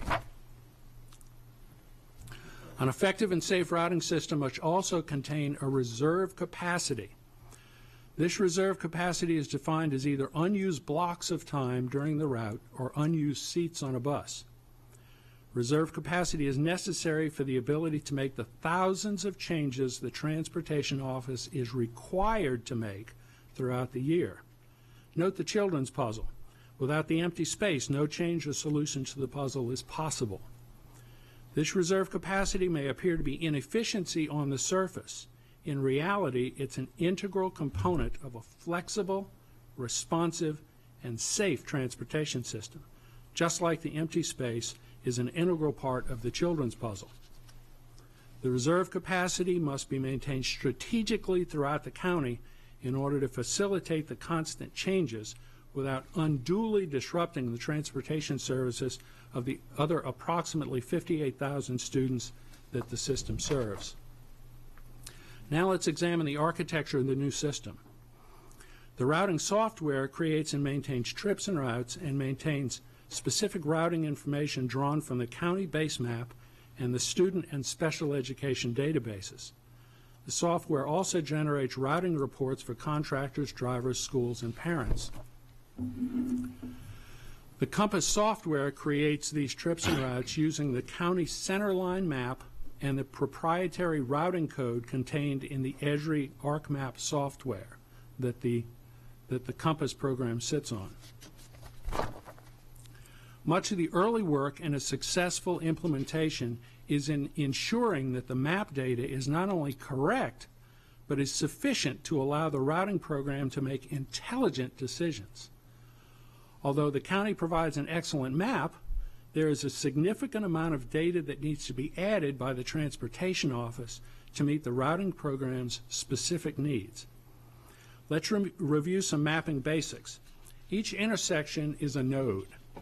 Nodes are connected by road segments. Road segments combine to make the centerline map. And in Anne Arundel County, there are approximately 33,000 road segments. Approximately 19,000 of these segments will be used by school buses to serve school routes. Approximately 25,000 of these road segments will be used by students to get to and from their schools or bus stops. Each road segment contains 57 individual bits of data assigned in the GIS map. The Transportation Office must add additional information for the routing software to work effectively. Can a student walk to the bus stop? Can a student safely cross a road? Which way is the bus allowed to safely turn at an intersection? This information must be added to each road segment. In addition, 120 school driveways must be added to the base map. Note that the South River campus driveway network has 18 road segments. Each field of these additional segments must be populated if the routing software is to intelligently use these segments to route buses. The next step in designing and building the system was to accurately place the existing bus stops on the base map. Approximately 20,000 bus stops needed to be placed accurately on the map from the STARTS bus stop database. This is not as simple a step as it appears on the surface. The automated process will usually place the stop in the center of the intersection. If left in this location, implementation will assuredly fail. This location gives the routing program too many options for approaching and departing from the stop. The program will always choose the shortest option, understating the time and distance it takes for a bus to complete routes and trips, a common characteristic of failed implementations. Now, what we need to do for each one of these 20,000 stops is to place that stop in where the program can intelligently route that bus. And instead of in the middle, we have 8 options for where we can put that. There are actually 8 corners at that intersection. This particular stop only services the students on the bottom community of the map, so that would eliminate the top 4 alternatives. Of the bottom 4 alternatives, and again, we're trying to duplicate what we have now, that's where we're going to start, we have to place the bus stop on the lower left-hand side. And in placing it there, we've just built enough intelligence into the map so that the routing program knows that this bus must approach this stop from the left side of the map. That would put the door of the bus where the kids are. And if you recall 2 months ago in the presentation that Mr. Shegnovich gave, that most of the fatalities that occur in school bus-related accidents occur to students as pedestrians, not as occupants of the bus. And of those, what was it, 18 a year, and 12 of them were fatalities of pedestrians. The majority of those happened at bus stops. So the activity of placing bus stops must be a human activity, and it is throughout the industry. And again, this audit and adjustment must be done to each of our approximately 20,000 stops. Let me review some of the results if these steps are not taken. The results of bypassing these steps are painful and costly. This is a headline in the Boston Globe from September 21st, 2010. Bus stop delays anger parents. We have some verbiage up there, but if you read the entire article, it's obvious that they rushed this portion of the implementation. And these effects are never ending. Note the Boston Globe headline from a year later. A year later, school bus is still late. The next step in constructing the system, in addition to the stop or to the street and stop data placed on the bus map, student data generated at each school must be entered onto the base map geographically. This data starts with the clerical entry of this data at the schools. It then goes to the SMS database, and then the base map then draws this information for each student and places it on the map geographically, in effect giving each student an X and a Y coordinate on the map. Once on the map, the routing software can use the student data to assist in determining ridership, how many students will be at each stop. And eventually, as we work through the implementation, we will take that information and put it back into the student database. Student data for all special transportation will continue to be entered into the system through the STOPS database, which is where that information resides now. The routing program will actually take that student data into the program, and we will then assign bus stops to those students. After that work is done in the computer in the routing program, that information will then be migrated back to the stops database, and it will give them their stop location, the stop time, and we can then give that information to parents. On this slide, it shows you the whole system that is around the routing software. The Transportation Office is nearing the completion of reconstructing all of the components of our current routing package in the new routing system so that the system can be tested and retested for accuracy. This is an example of one of our high schools' morning routes in the new system. And I need to visit this 3 times during this presentation. I stress shortcuts in the implementation process are painful and costly. The Palm Beach example occurred in 2015, about the time that we bought the program. A week later, if you look at the next headline, school bus problems still plague the county. And just like in Boston, a year later, in August 5, 2016, they abandoned the new technology. Problems caused by rushing implementations do not go away, as these 2 examples have demonstrated. Now let's look at the timeline for implementation. Again, we started in August 2015. First step, which was August through October 2015, was purchase, installation, and review of hardware and software. Then August to November, we prepared current routing data for migration to the new program. This is the maps, the schools, the contractors, the bell times, the bus stops, and special education data. November 2015 to January 2016, we converted the data, we migrated to the new program, and we reviewed that data. By the way, every step along the way, we need to go back and review. It's like the foundation of a large building. You want to make sure that foundation is correct before you build on it. October 15th through March 2016, upload county GIS map, upload and integrate maps from other counties. Let me explain this. The maps from the other counties are for the non-public schools. And the state of Maryland right now, with the State Highway Administration, is in the process of creating one state map. Unfortunately, until that occurs, the roads at each county don't meet. Let me give you a good example. If you go on Route 100 from Anne Arundel to Howard County, there's a bridge on the border, and neither county wants to map that bridge. So the state is, if you're on Route 100 going towards Howard this year, the border is actually on a bridge, and that's one of those examples of the fact that the counties need to coordinate this information. That's going on as we speak. But when we were implementing this, we needed to make sure that all of those spots matched and that we coordinated with the other county maps. Next, December 2015 through March 2016, geocoding training. The staff in Millersville is extremely competent at routing.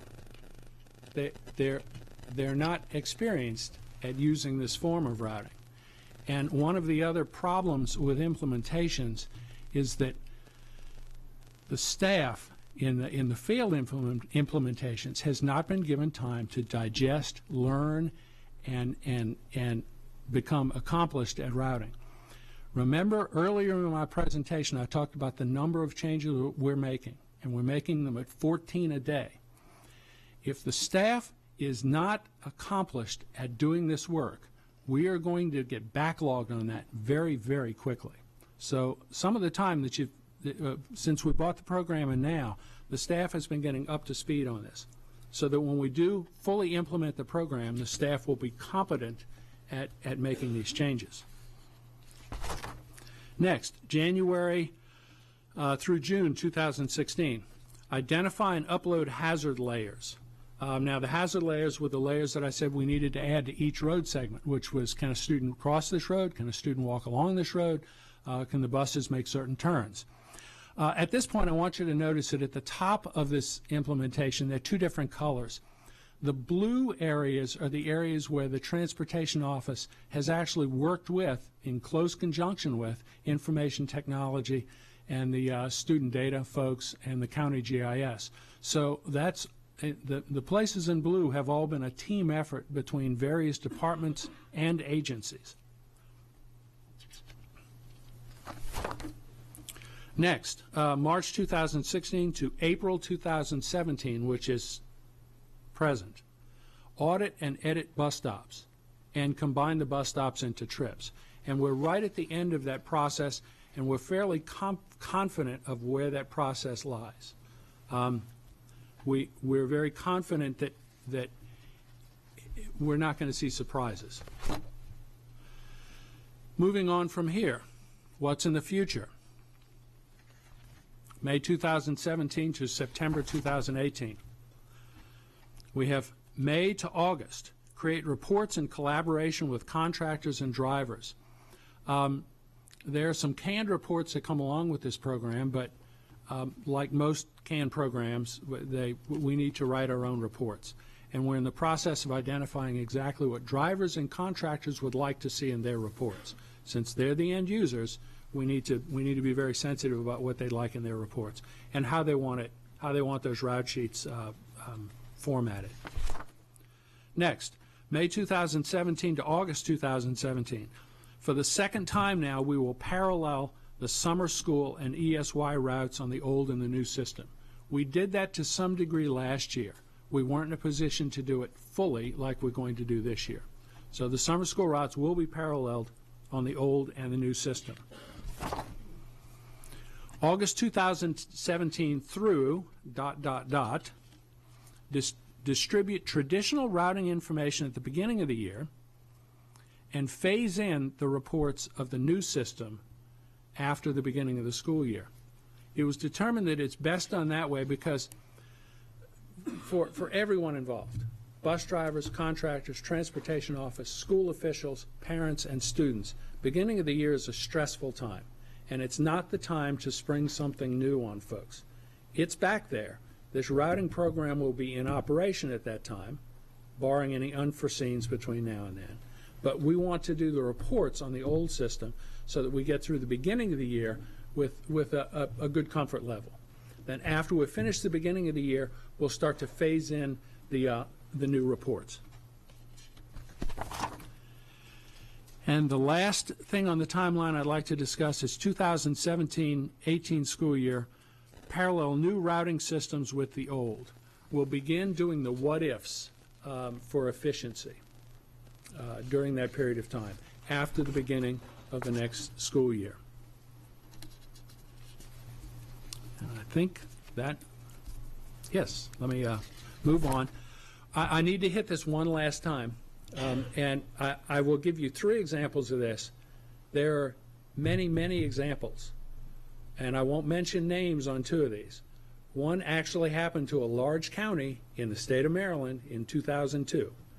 And I know the folks that went through that, and I know the anatomy of that failure. And that's why we're trying to take as much time as we're taking. The other one is happening as we speak in a second major northeastern city. And I won't mention which one because it hasn't hit the newspapers yet. But the Roanoke story, the Palm Beach story, the Boston story is happening as we speak in a second northeastern city. So I want everyone to understand why we have been taking our time with this process. We want to deliver a successful implementation to Anne Arundel County. We don't want to have these headlines with Anne Arundel County.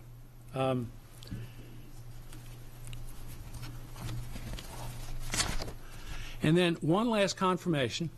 The National School Transportation Specifications and Procedures, which is adopted by the 16th National Congress on School Transportation, meets every 5 years. Anne Arundel County, as far back as I can remember, has always had a representative at this Congress, whether it's staff from the county office or whether it's one of our contractors. It actually states, and this has been in the specifications for at least 15 years, it's important to make sure that before implementation, transportation staff analyzes any computer-generated routes because they will almost certainly need some level of adjustment. Now, it's a very casual statement. It's a very simple statement. What's behind that is take your time. Review everything. And that's the process we've been in for the last 20 months. Thank you. We'd love to answer questions. Thank you. That was a very thorough presentation, and I can tell that we're in good hands with you and your staff. Thank you. And I know it's easy to armchair quarterback everything. When you're not involved in it, you don't understand the details, and I appreciate you sharing all that with us today. I know we have some questions. Mrs. Burge? My question is somewhat related. I appreciate this. This is phenomenal, and I know that this is going to help a lot of people understand why we didn't just plug and play. Right. Which, you know, I've tried to explain to people, and usually they just get angry at me when I tell them why we can't just plug and play. But one of the complaints that I hear a lot is that we're not efficient because they see empty school buses going on routes. Well, it seems like one of those issues could be not related to the school bus routing at all, but could have to do with the fact that some people choose to drive their children to school rather than putting them on the bus, which is not necessarily something that the school system can control. And I'm wondering if there's any sort of a policy answer to, I mean, can you give away the seats if someone chooses repeatedly not to put their children on the bus, or do you always have to keep that seat available in case that child eventually wants to get on the bus? Because I know that a lot of times those empty seats are due to children being driven who could be on the bus. Right. Very good question. We don't leave a seat for every student. We route buses based on historical ridership. Now, when all of the numbers shake out, which takes some time, we'll be able to have better insight in assigning buses to stops once we use the new program. But I want to go back to the part of my presentation that said that we are considered one of the most efficient systems, and this is why I added it, we need that reserve capacity because of the number of changes we make. But yes, the new system will allow us efficiencies. A word of caution. Software representatives will love to tout the fact that their software was used to show dramatic changes of efficiency. And that's true to a point, but it's only half true. Software programs will sharpen the focus of your efficiency. They won't give you a different picture. When software programs have been used to implement dramatic efficiencies, it's because transportation offices recognized that they had a problem with efficiency. In other words, that problem was already recognized. That the software doesn't give you a dramatically different picture than what you already know. And we know that we run a fairly efficient transportation system. And I don't want people to misunderstand that and say, well, you can still improve. Absolutely. And that's why we're looking forward to having this, is to gain even more efficiency. But the fact is, the programs don't show you a different picture than you already see. Right, and I have tried to tell some folks that some of the efficiencies that they see might be things that they don't care for, right. Which, a route that currently has 6 stops may end up only having 3 stops because it's a lot more efficient for the bus to only stop 3 times and pick kids up 3 times than 6 times. So your child may end up having to walk twice as far to the bus stop as he or she used to. And yes, that will save us time and money. And that may not be what people are thinking of when they think of efficiencies, but that's an efficiency. And that's the kind of thing that the software program may tell us to do, that we're doing too many bus stops. And people need to be ready for the efficiencies that the computer program tells us about. I swore I would not bring that up, but I'm glad you did. And if you can see, Mr. Sheknovich is shaking his head. So thank you. Mr. Gilliland.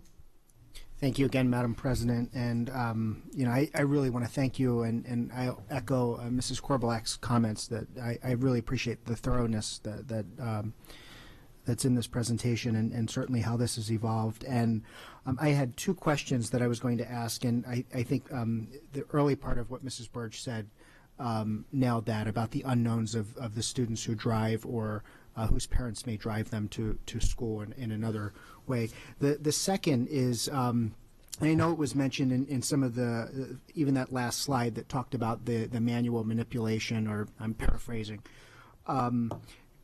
new traffic issues or new traffic patterns that may emerge. For instance, a new development, 150, 200 townhomes, pops up somewhere. Certainly that changes, the traffic dynamics in a particular area. How certainly, a routing system's not going to capture that. And quite honestly, we know horror stories of certain roads throughout the county, and we know stay away from this one between 7 and 8, or 8 and 8:30, whatever it may be. But how is that feedback brought back to your department? Is it just captured by drivers just complaining about, stay away from route whatever, or whatever the case may be? You've given me the perfect opportunity to brag on certain people in the transportation office.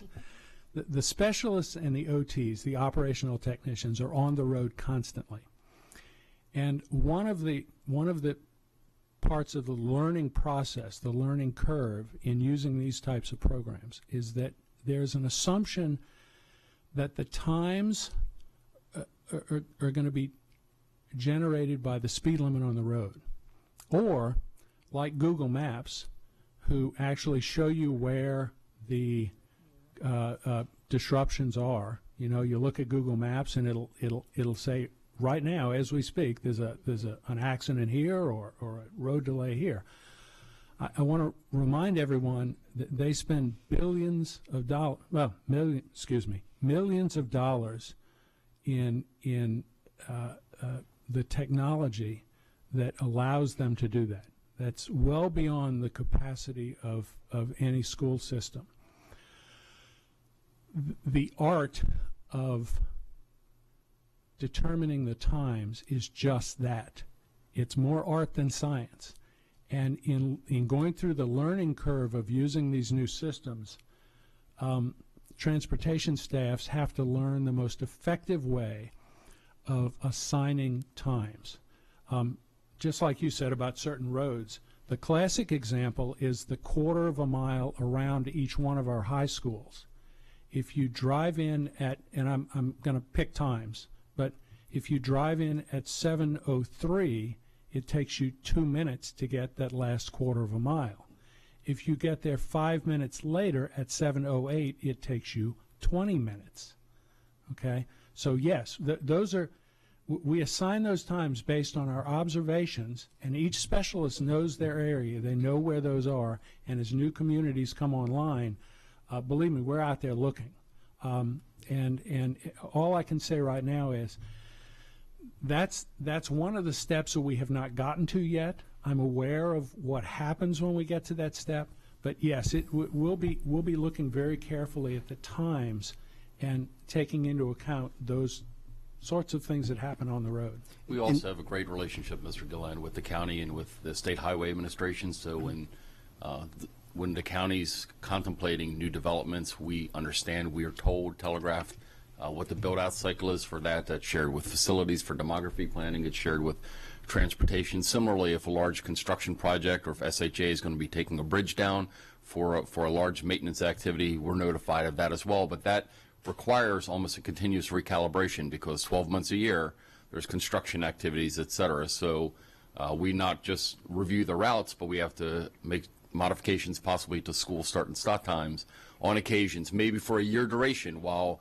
a particular construction activity is happening along a segment of Central Avenue, et cetera.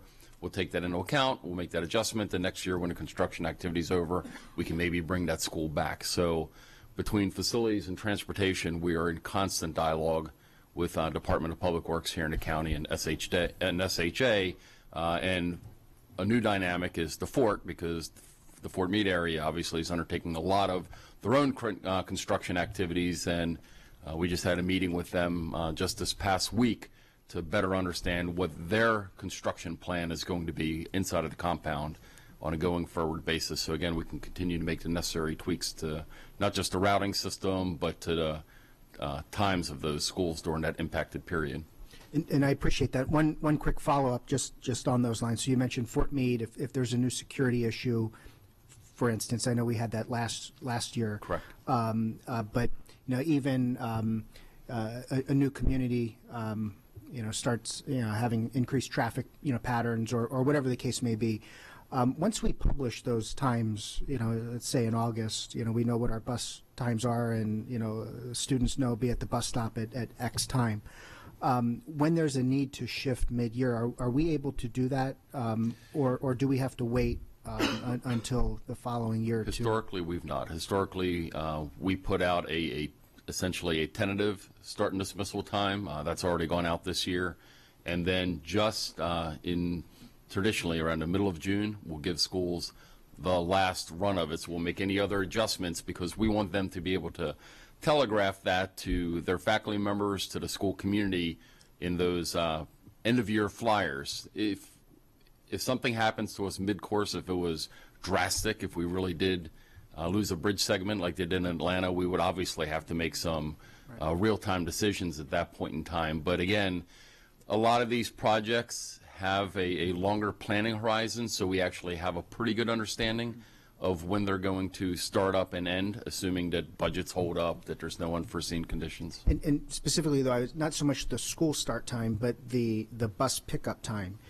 Is there latitude? They're correlated. I mean, they are correlated, but we do make adjustments Yes. to the pickup times, they're much easier to move than the school start And time, that's what I was yes. asking. So we can do that mid-year if Yep, and we there's do. Okay, I thank think you. Mr. Douglas talked about the thousands of adjustments that we make, and some of those are not of the school start time, but the actual pickup time may need to get moved back 3 or 4 minutes or accelerated 3 or 4 minutes.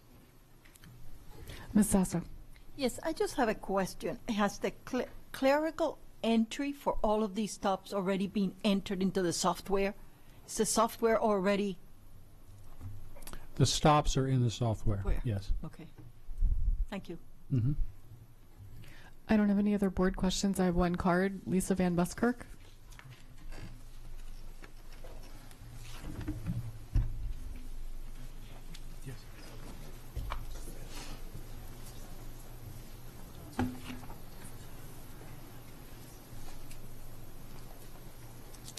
Good afternoon, Board of Education, Dr. Alato. Lisa Van Busker with Star School Later. Thank you very much, Mr. Douglas, for your explanation of the entire layout of the timeline. I wish that had been provided a year ago to set expectations for both myself, Star School Later, and the public at large to understand the implementation. What we were beginning before was rather generic timelines that we didn't really understand. So thank you very much for that. I do have a few questions about it.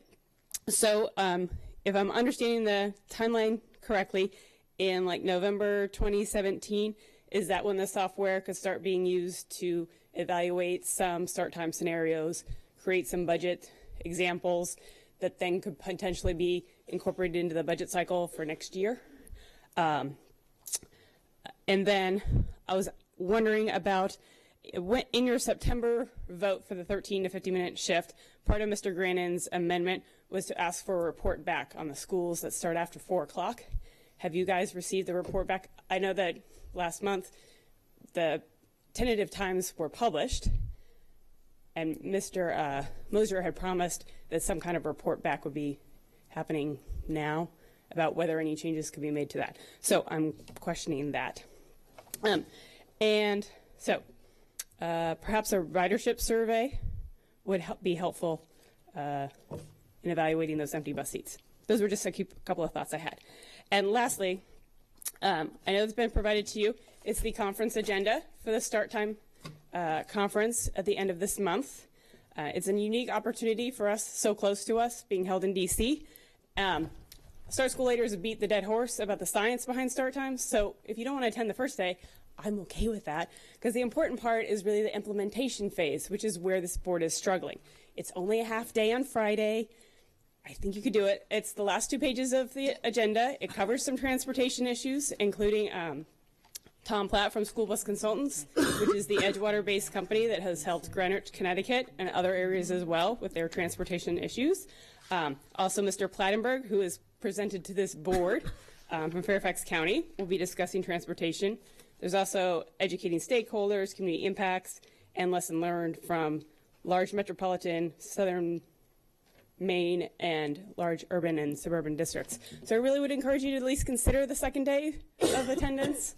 I think the first day will be interesting. I'm looking forward to seeing all the authors, but hopefully we can start moving forward to the implementation phase. Thank you. Thank you. The next item on the agenda. We don't typically answer questions during public comment. Mr. Green. I'd like to ask the same question that is actually reporting back to the board about those schools. I'm not sure what how you would like it reported back and best to meet your needs, meet the needs of the board. Up to this point, as I've met with staff throughout this timeline, we've not found any efficiencies that would allow us to change those late schools. The latest schools, if you remember, we had this conversation, were Mead Heights and Hebron Harmon Elementaries. Those are the ones that were furthest past 4 o'clock, and those are the ones that we were looking to find efficiencies, along with a couple of the middle schools and J. Albert and Moss academies. And so we've not been able to find any additional monies or efficiencies to bring those schools back closer to 4 o'clock. There's been no change up to this point.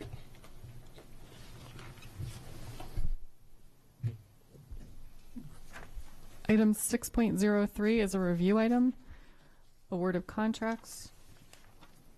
Are there any board questions or comments? Is there any public comment? Okay.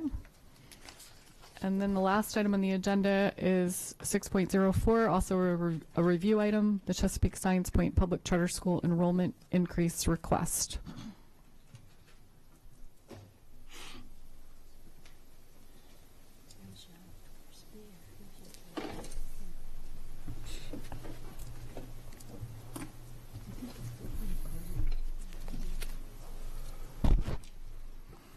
Good afternoon. President Korbelek, Vice President Hummer, distinguished members of the Anne Arundel County Board, Superintendent Dr. Alato. My name is Mark Sutherland. I'm the Director of Community Partnerships for Chesapeake Lighthouse Foundation. I'm here with my CEO, Mr. Karaman of the Chesapeake Lighthouse Foundation. We are CLF, who's running Chesapeake Science Point and 3 other STEM schools in Prince George's County, all of which are public charter schools in Maryland. CLF is the operator for CSP. I'm glad to give any information now and in the future, as well as to invite you all, or separately as you wish, to our central offices. We believe in transparency and efficiency here at CLF. I'm also here today to primarily address the enrollment increase request, as well as perception in general.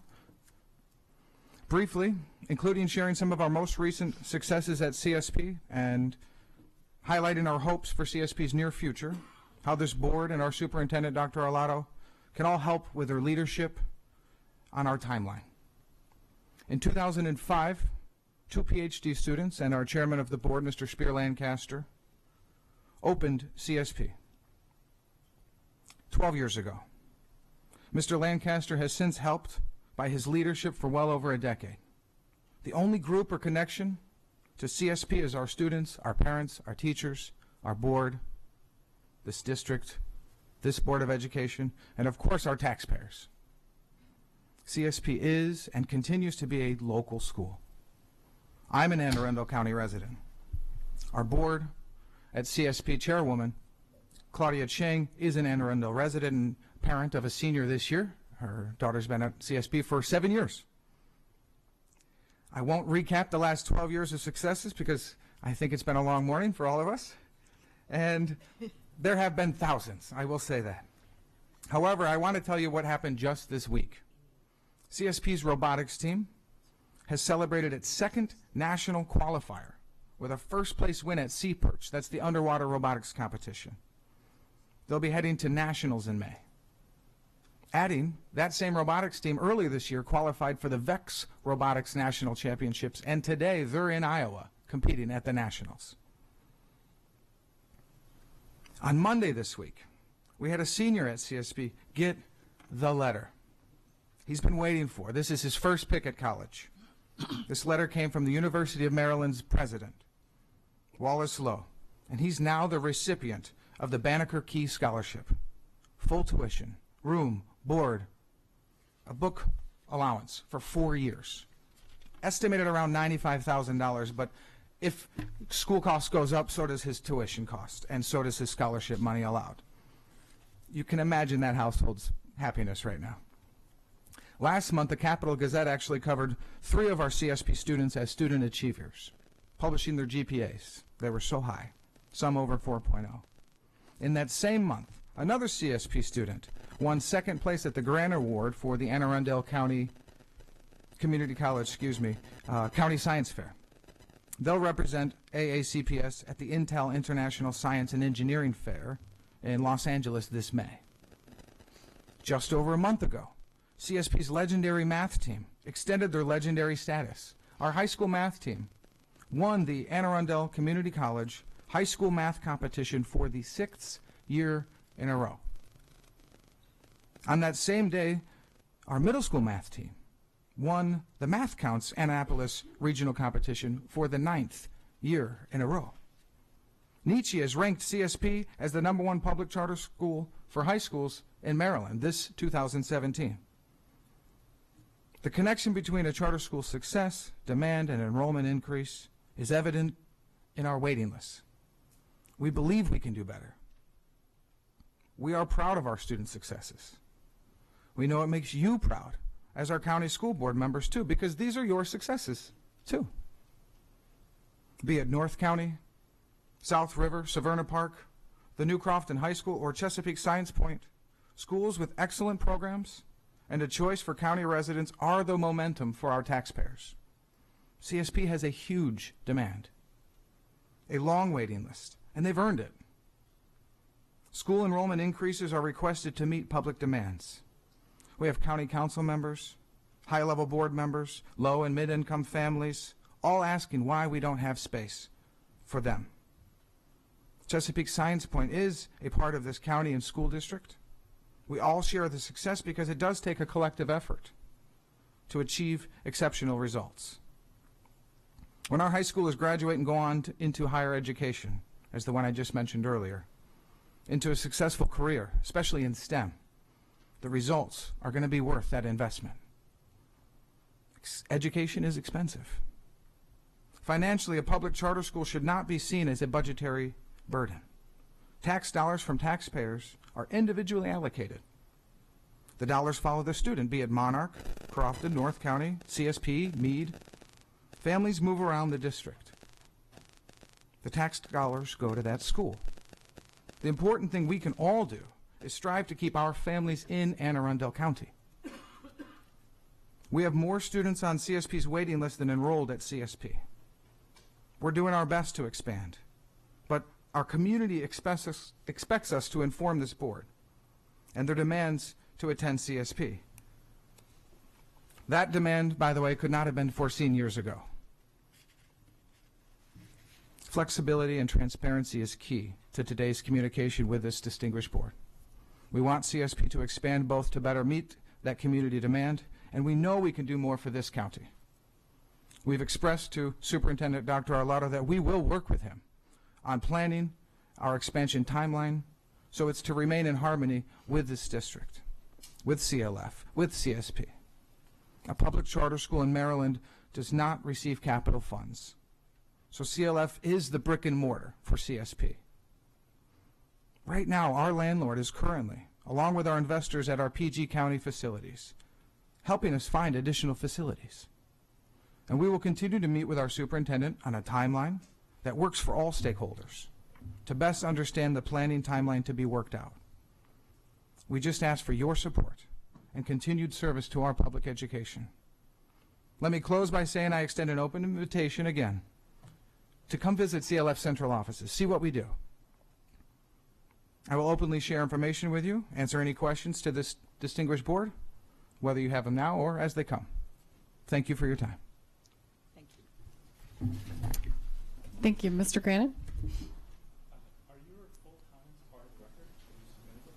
Your written comments? I'm happy to. Can you do that, please? Yes, absolutely. Thank you. You said there was some data that you would address if we had longer time, if it wasn't getting close to lunch time. I'm just curious, do you all have some quick talking points on the standardized testing achievement scores of your students versus those of the general population?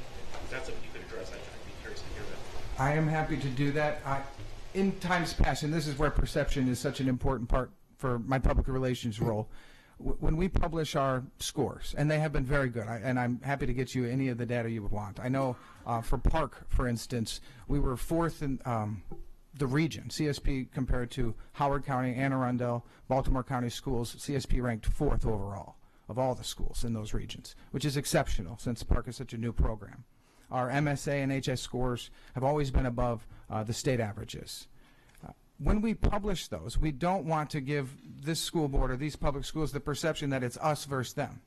We're a public school, and sometimes that's a perception when we do publish those. So although we're very proud of those schools, and I'm happy to submit that data, I just don't want to give you the impression we're trying to say, oh, look at CSB doing better than these other public schools here, because when they are doing well, we've seen the messages from superintendent's office and here at the county. They're proud of us.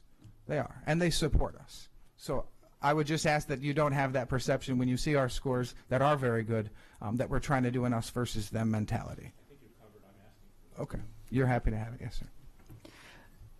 You mentioned a long wait list. How many students are on the wait list this go around, the lottery that, or the application period that just finished? Yes, middle and high. just under 600 at Chesapeake Science Point alone. They're on the wait list? Yes. The exact number I don't know, because I just know that's the total wait list for all of them. It just keeps going up. So Good. Yeah, go ahead. Is your high school full? Yes, we are at capacity, For the and high most school. of our openings will be taken by siblings, and that's Okay. that's the difficulty. Can I clarify on Yes, this? sir. Our enrollment cap is 462. The school is full. So But the is- numbers might change between middle Okay. and high school, but we can't Okay, go up. okay, because I know in the past, the high school wasn't at capacity. You filled those seats with middle school students. Right? I mean, you had an ideal number for what you wanted for the high school, and you weren't able to fill it with high school students, so you filled it with middle school The students. school is that- full, and there's a huge waiting list Okay, for middle high together. okay, for middle high together, but the high school perhaps hasn't reached the numbers that you thought it was originally going to reach. We can't make such separation. We are a 6 through 12 school. So our enrollment is seen as like 462 max for middle and high. So we can't make a separation like middle is full, high school is not full. I mean, when the school is Okay, full, I it is guess, full. you know, I've been on the board for 9 years, and when I originally got the proposal, there were numbers for this many for middle school and this many for high school. So I'm just wondering, in terms of the original proposal, did you ever meet the high school proposed numbers? Internally, our school administrators, they make the arrangements like for the number of students in middle school and high school. I can't speak on behalf of him. Our principal is not here right now. Okay. Can you, at some point, Dr. Arlotto, check that for me from the old contracts and the proposals as to how it compares to what was proposed?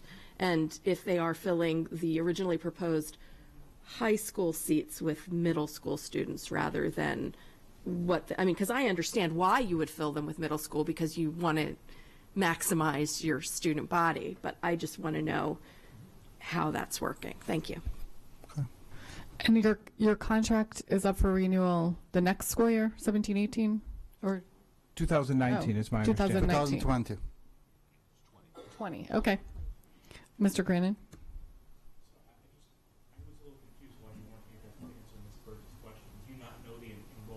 Each grade level? Actually, I'm trying to answer. Here's my point. We can go up to any number right now. What's the enrollment, sir, at each grade level now? Specifically, I don't have the charter in front of me, but the school has the flexibility to make changes for the grade levels. At each grade level now, roughly? I don't have such information with me right now. Can you provide it to us? Yes, I can, Thank for you. sure. We can work together. Are there any other board questions? Any public comment? All right. Thank you for coming. Thank you. Thank you very much. I just have a couple of announcements before we go back into closed session. The next board budget committee meeting is Wednesday, April 19th at 4:30. The next Board of Education meeting is Wednesday, April 19th at 7 p.m. And the next board policy committee meeting is Wednesday, April 26th at 1 p.m. Mrs. Hummer? I move that we go into closed session to conduct collective bargaining negotiations or consider matters that relate to the negotiations. So moved. All those in favor? All right. This portion of the meeting is now adjourned. Thank you.